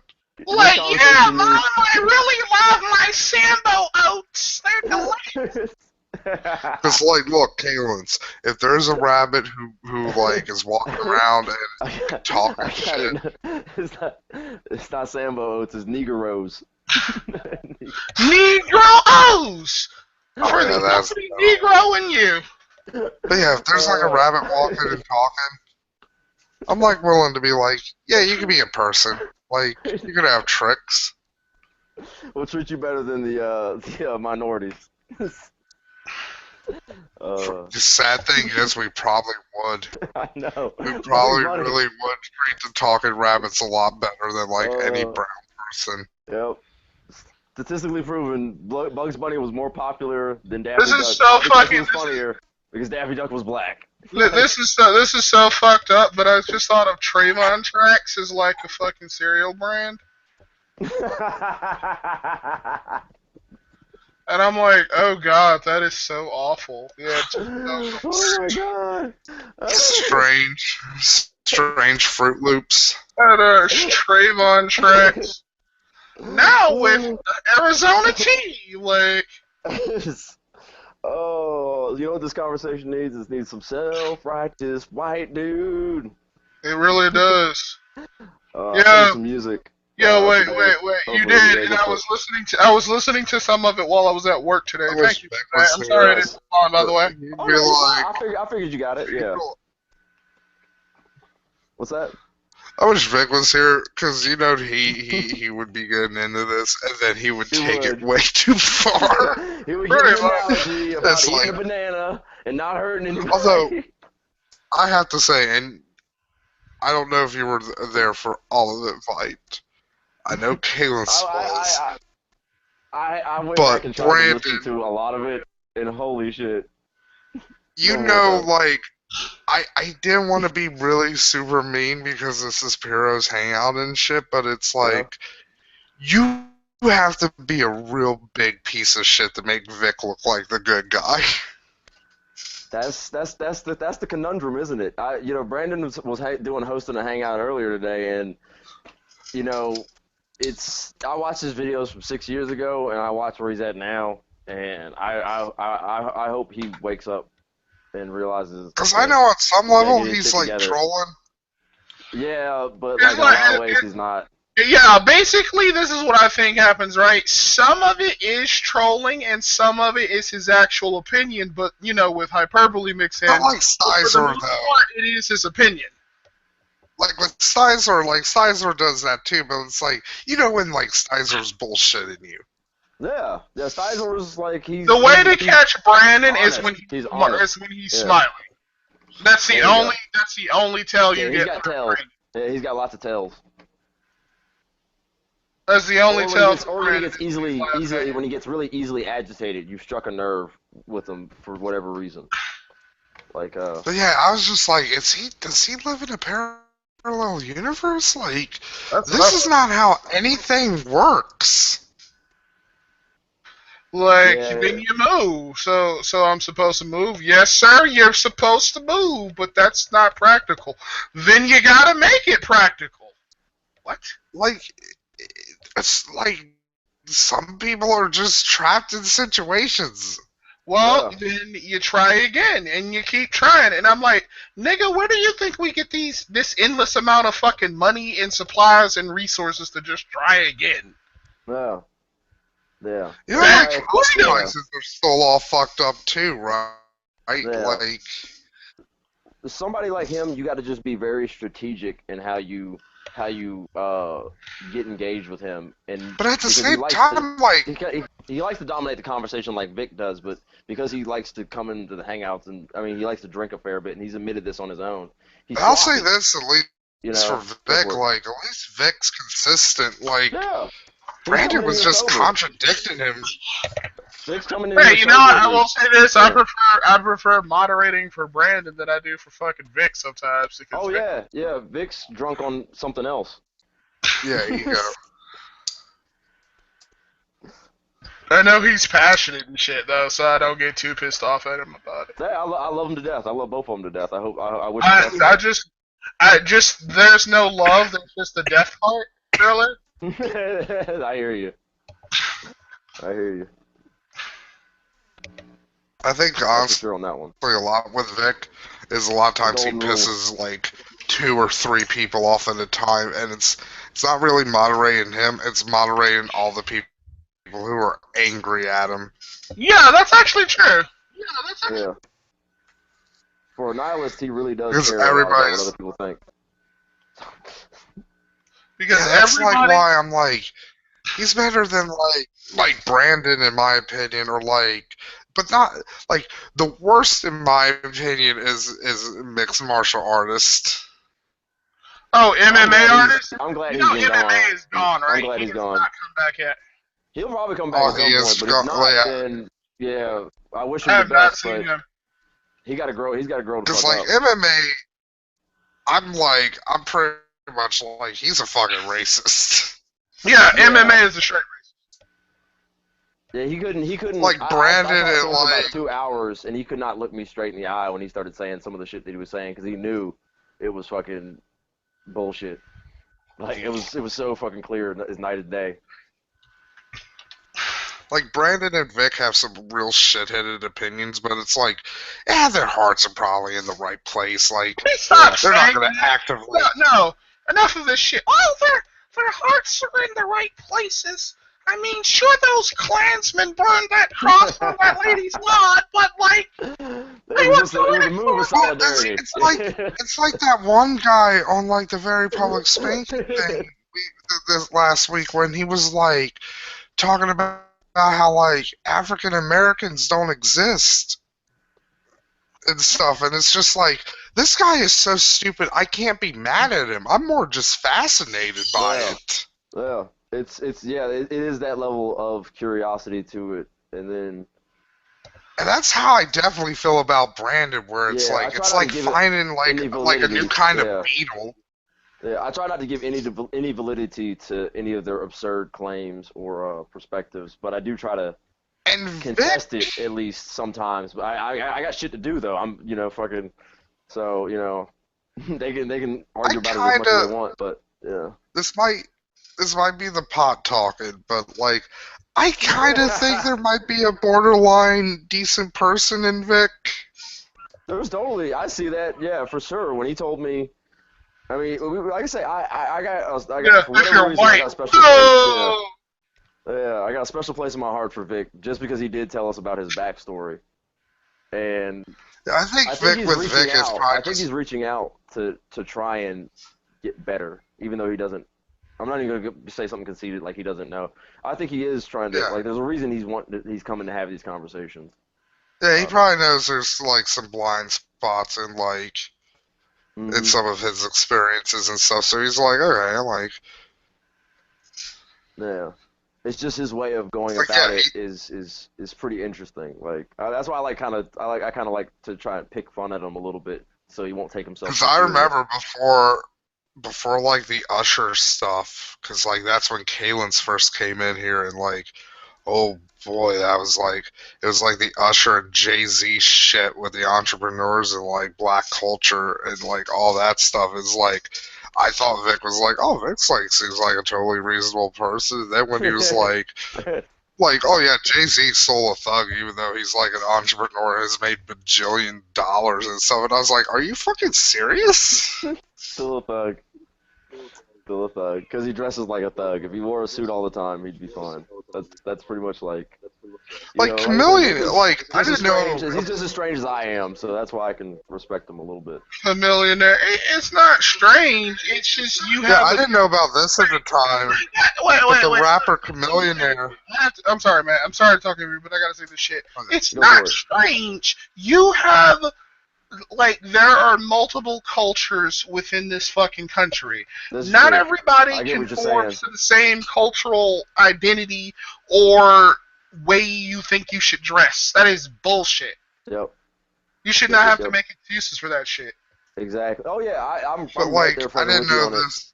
That's why when he says really reasonable shit, I'm like, dude, you fucking get it. But then he says other shit that I'm like, dude, you don't fucking get it. Like, that's what I want to say to him a lot of times. Sorry for cutting you But off. like, I didn't know that. Yeah. You too. Yeah. Oh, Yeah. yeah, that's okay. But yeah, I didn't know this at the time. But the rapper Chameleonaire who did like the Rollin' Dirty song, he was like an actual millionaire, and he got all of his money by investing in fucking tech stocks and getting out of the tech shit before the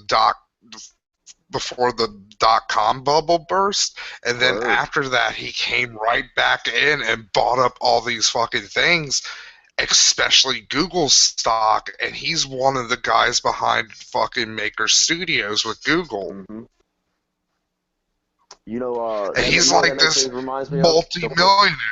But why does he have to dress in such a thuggish way? I mean, why does he have to dress in this decadent? Because he can. That's it. He can and he likes I get what you're saying, Caleb. I get what you're saying, because you know, Michael Jai White taught me something a long time ago when it came to dealing with business in America. Is that if you got a business room full of people from corporations, you know, the upper class, the upper crust in America, and then you got on the other side of the room businessmen that have come from the street level. They know what's going on in the communities. They know what's going on the ground level. And they have an equal playing field. The people from the bottom end will always come out on top because they have the perspective to actually innovate, whereas the other ones, they're just there for profit motive. So, you know, when given, you know, when that's the whole argument for creating opportunity for people. It's like, yeah, I don't necessarily think we should have an overinflated welfare state, but I think people should be able to seek higher education and, you know, not be hungry while they're doing it. And you know, we do that for a couple of years, the results will just clearly pay off for themselves. Yeah, either give college students free college or fucking free food. One or the other. Yep. So, you know, there's this perception of, you know, how to do business in America. And, you know, I was taught that. I took business classes when I was in high school, and I took a couple of them when I was in college. And, you know, I realized that it's a very artificial thing. Like, you know what I mean? Markets, nobody can predict that fucking Pokemon Go was gonna be as big as it fucking was.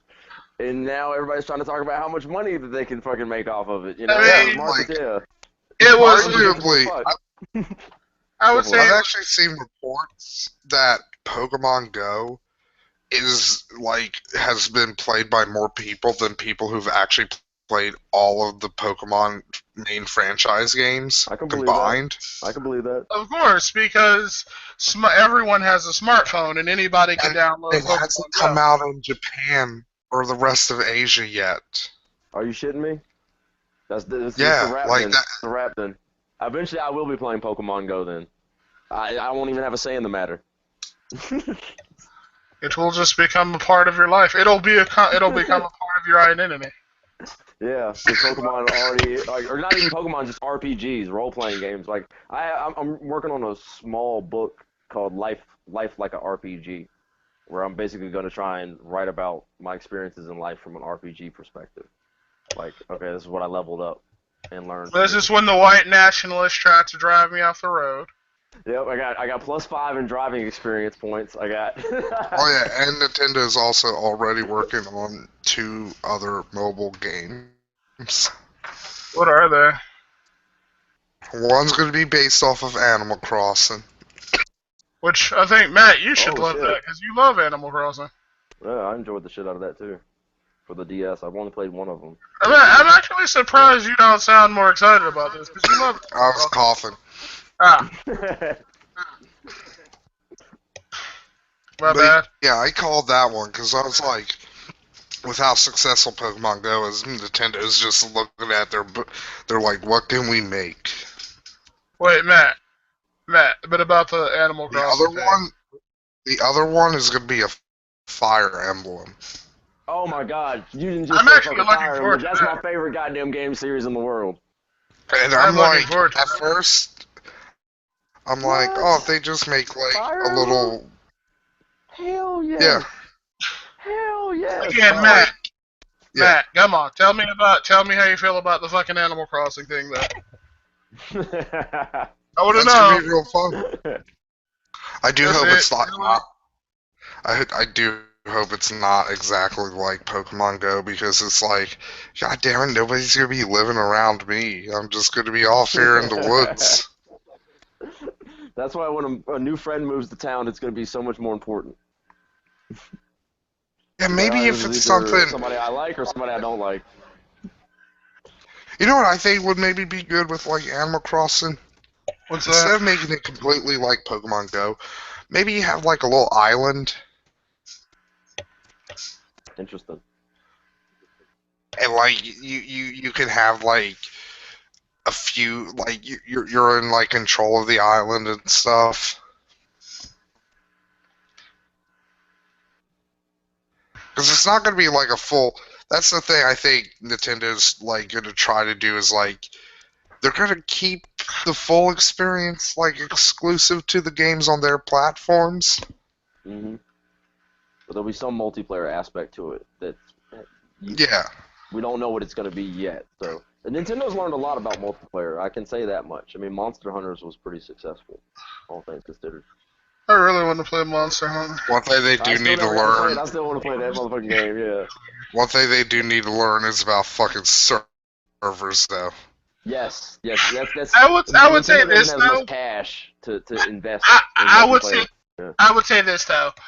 Like, even if they expect it to, to get a pretty good flood on the first day, I don't think they expect Pokemon Go to be that. More people are playing Pokemon now than have ever played. Pokemon is arguably a bigger thing now than it's ever been. They were probably expecting the same people who love the games to play it, but not like most of the goddamn known world, Most of the goddamn known world. Motherfuckers in Antarctica are like, oh shit, this motherfucking Pokemon is... There actually was like, within the first couple of days, there's pictures of a guy who's like... an American volunteer fighting with the Kurdish against ISIS, and he caught a fucking Squirtle during a fucking ISIS firefight. Hey, there you go. That's Like pretty funny. nobody expected this motherfucker to be like, He pulled, It's he pulled his like- phone out to call his wife and tell her, like, I love you. I might not be coming home. We're in a pretty tough. Oh shit, Squirtle. Yeah, it's like, oh shit. He's like, caught this baby in Fallujah. Also, since I restarted Pokemon Go, Kaylin, I might actually end up going Team Instinct. okay, so what are the difference between the teams? There's absolutely none. Okay. It's colors. But I was like, the only difference is, like, I saw, like, stats and it's like, less people pick Team Instinct, and I'm like, I kind of like, I pull for the underdogs. See, because like, Are they I don't gonna know, get, go for it. what is the red team named? What is their name? Valor. Also, Instincts Another- kind of fits me because I'm like a fucking, like, destructive, fucking, impulsive person, so it's like, yeah, Instinct. Well, you do like But playing that is- mechanical alignments in D&D, right? Yeah. That makes sense. The one kind of problem is, like, Articuno was my, like, that's my dog. Baby, that's your baby That's doll your- right there. That's the dog. Because it was simultaneously the first legendary I ever caught, and when I Alright. transferred it over to Pokemon Go Alright.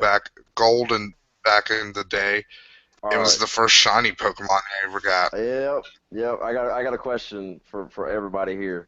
Take this to the next level. All right, out of the 150, how many was you got? Six Pokemon. What's your lineup? I can go first if you want. Alright. All right, Scyther, Blastoise, Ditto, Mhm. Pinsir, Beedrill, and Ghastly. It's a pretty good one. Alright. Is this restricted to the first generation? Yeah, we can do first generation because I'm only pretty much familiar with the second generation. For now, you know. Sec, But you can go for second generation too though. my Gen fine. 1, Blastoise. Always is Blastoise, Parasect, Jolte's from Gen 2. Ooh, Fuck, who was the other one? Oh, Kangaskhan. Is Kangaskhan on there? mhm. And Yeah, your lineup's gonna be tough for my lineup. Nidoking. Oh shit, yeah, you got a lot more fucking defense in your lineup. I'm about to get lucky with my Fury swipes or Fury strikes. That's shit the like team that. I took Twin needles. that I used with the Elite Four. Yeah, my poison might get to you though. Alright. I guess I'll go. Let's see. Arbok, Oh yeah, and Articuno. Oh shit, I thought- Arbok. I fucking hear you, dude. Articuno. Yeah, and Articuno, because I forgot Oh, I yeah, just listed 5. Although I would switch out Articuno and Aerodactyl, like, often, because it's like, oh man, I love both of these, but, like, Articuno is a fucking legendary, so, like, sorry, Aerodactyl. Let's see. I think I'm gonna go with. I don't know if you get. Yeah, I think Matt might see this because I think he knows my taste somewhat when it comes to like Pokemon and shit. Wheezing. Ooh.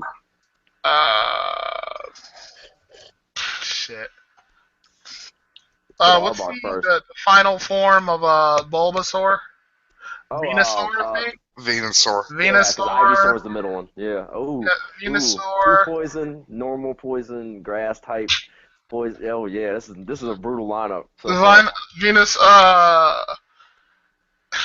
You know what? I like Scyther, but you know it says. You can put Scyther in your lineup. You know, Oh, yeah, that's Scyther, right. Scyther fight.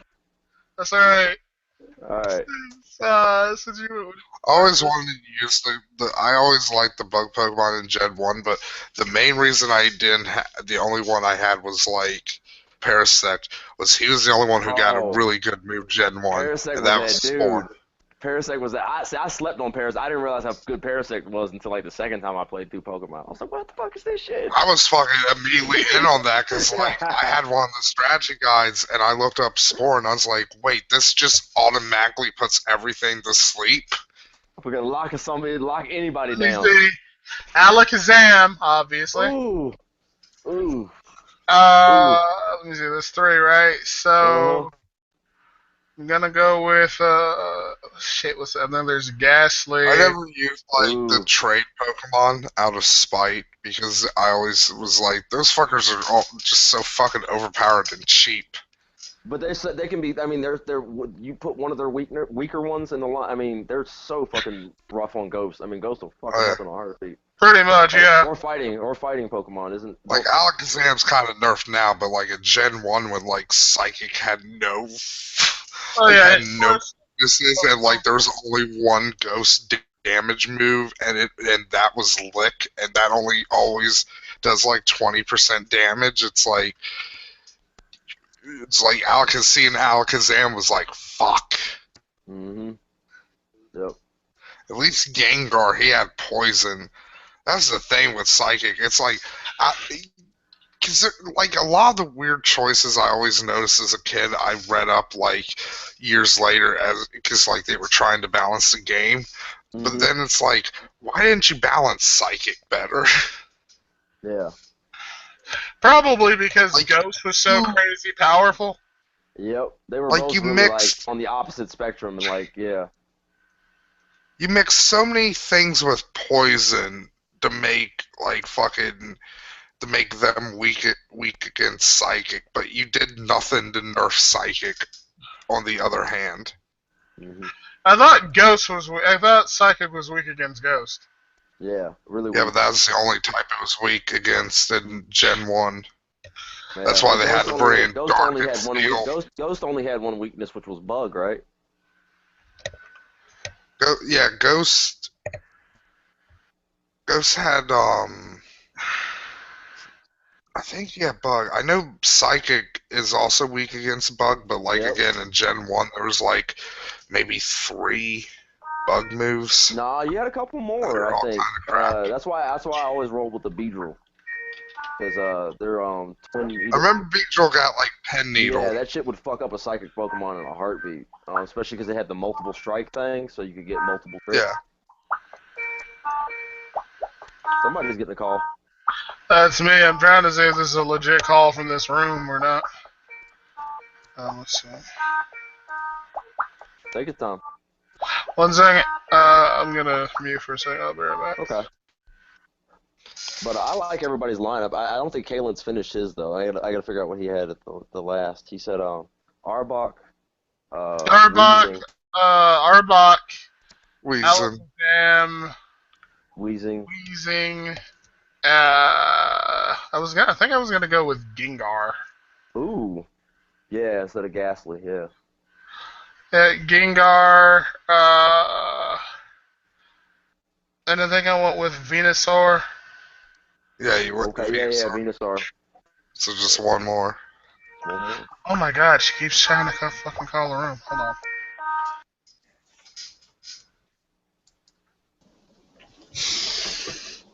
Hello. Hello. What's up?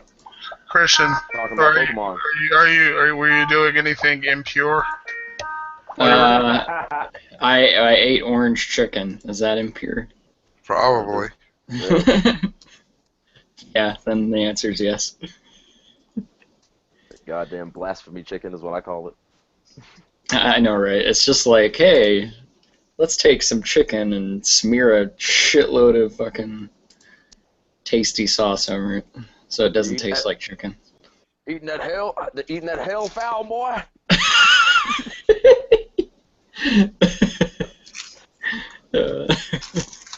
Jeez. Wasn't this supposed to be about the convention? This is like this whole conversation just got derailed. I think that's what like Puro left like about 5 minutes after we started talking about Pokemon Go. He's like, "Yep, can't relate. Going to bed. They can do what they want to do with it." Because I mean, we had a pretty good conversation. Like, there's only so much we can talk about that retarded shit that happened fucking the last 3 days, anyways. Yeah. It's awful. Like, I'm glad a norovirus outbreak happened there. Oh, that did? Oh my Perfect. god.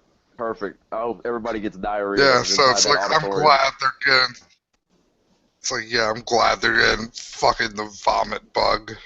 Dude, did you see the Colbert hot dog and ketchup stand 2-hour live stream that they put up on the Late Show? No, what is that? It's basically just 2 hours footage of people walking up to a hot dog or like a ketchup and mustard. Like so many hot dogs were consumed at this convention because I mean these Republicans don't give a fuck about these constituents. They just funneled them all in there to fucking make more money off of their asses. Like it's such a fucking sad day for fucking those people that support them. Cause like they got fucked, man. I mean the cheapest shit that you could possibly imagine was being peddled to them. The only people that were giving them anything were decent were the people outside protesting, selling water. Wait, what? So what was okay? So basically, they weren't given decent food. Is that right?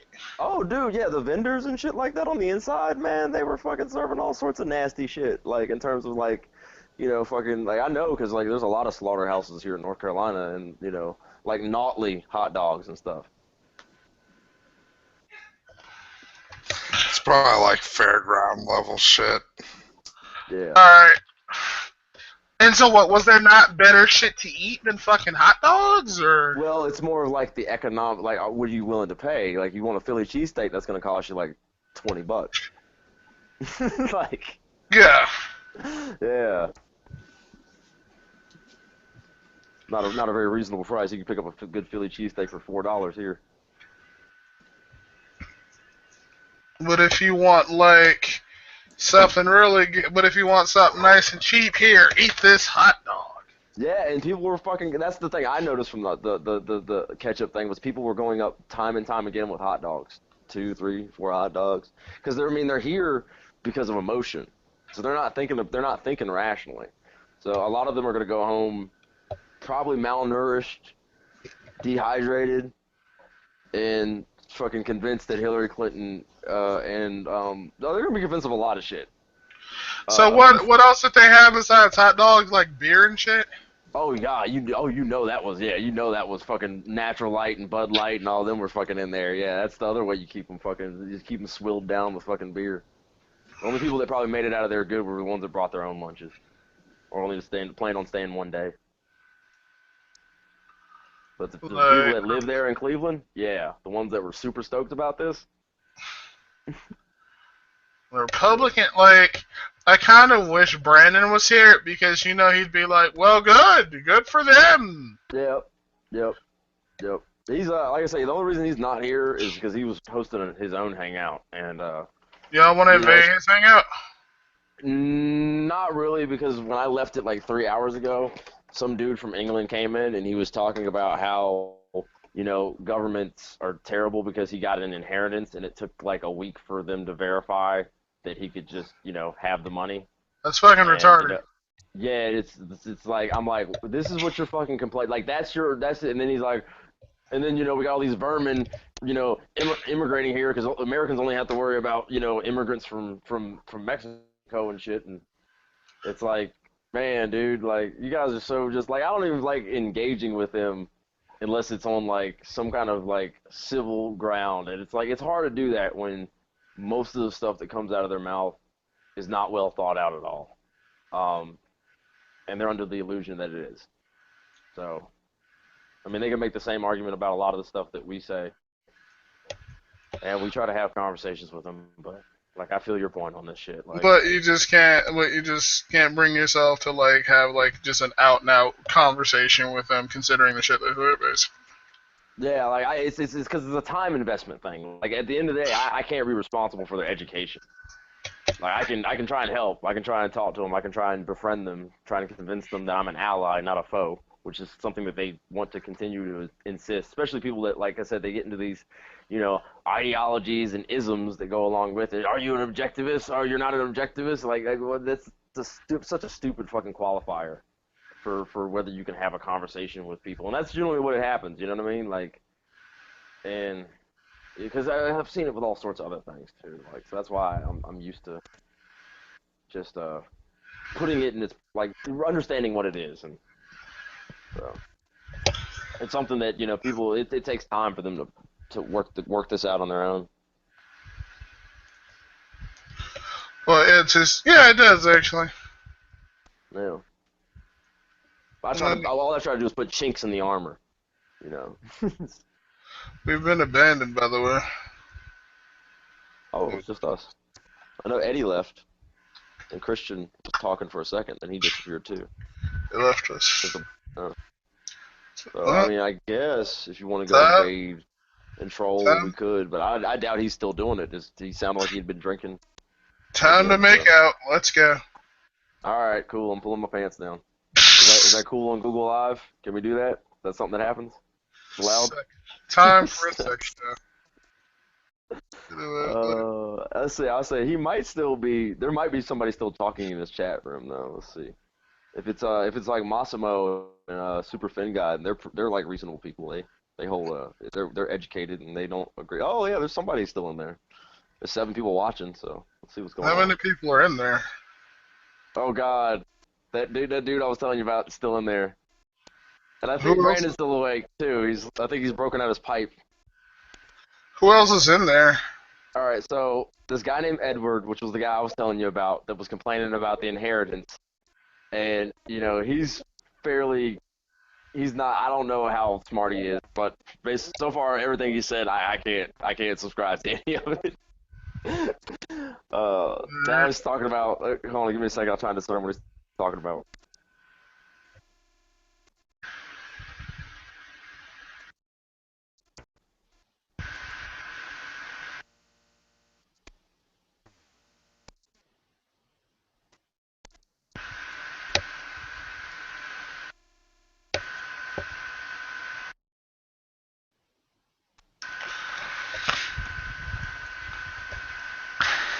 Okay, he's talking about, like, from what I can gather, he's talking about people wearing masks in order to protect their identities.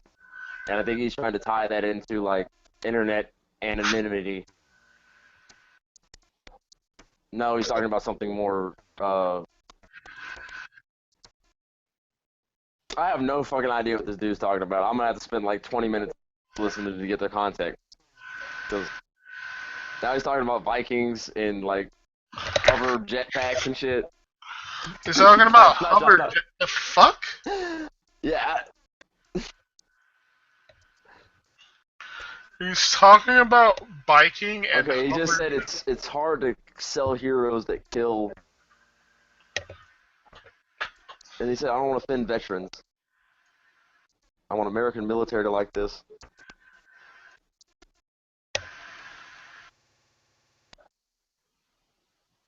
The hell is this shit? What am I listening to? You pulled it up too? No, like I'm listening to what you're saying, and I'm like, the fuck? Yeah, it's.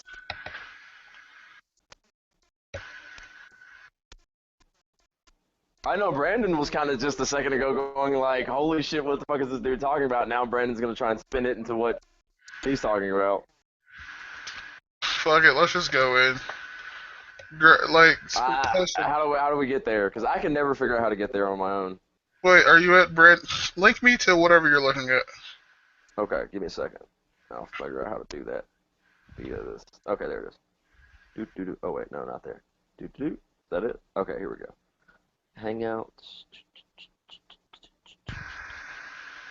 Or I'll just do it on Skype. That'll be easier. All right. Oh, my battery's up to 54% charge. Sweet. Soon I'll be free to roam the house again. Okay. There you go. I'm surprised they're still going. Like they're gonna get cut off pretty soon here, though. I figure they probably have like a couple hours left, maybe 1 or 2. That'll be fine. Be long enough to come in there and just like, hey, what's up, y'all?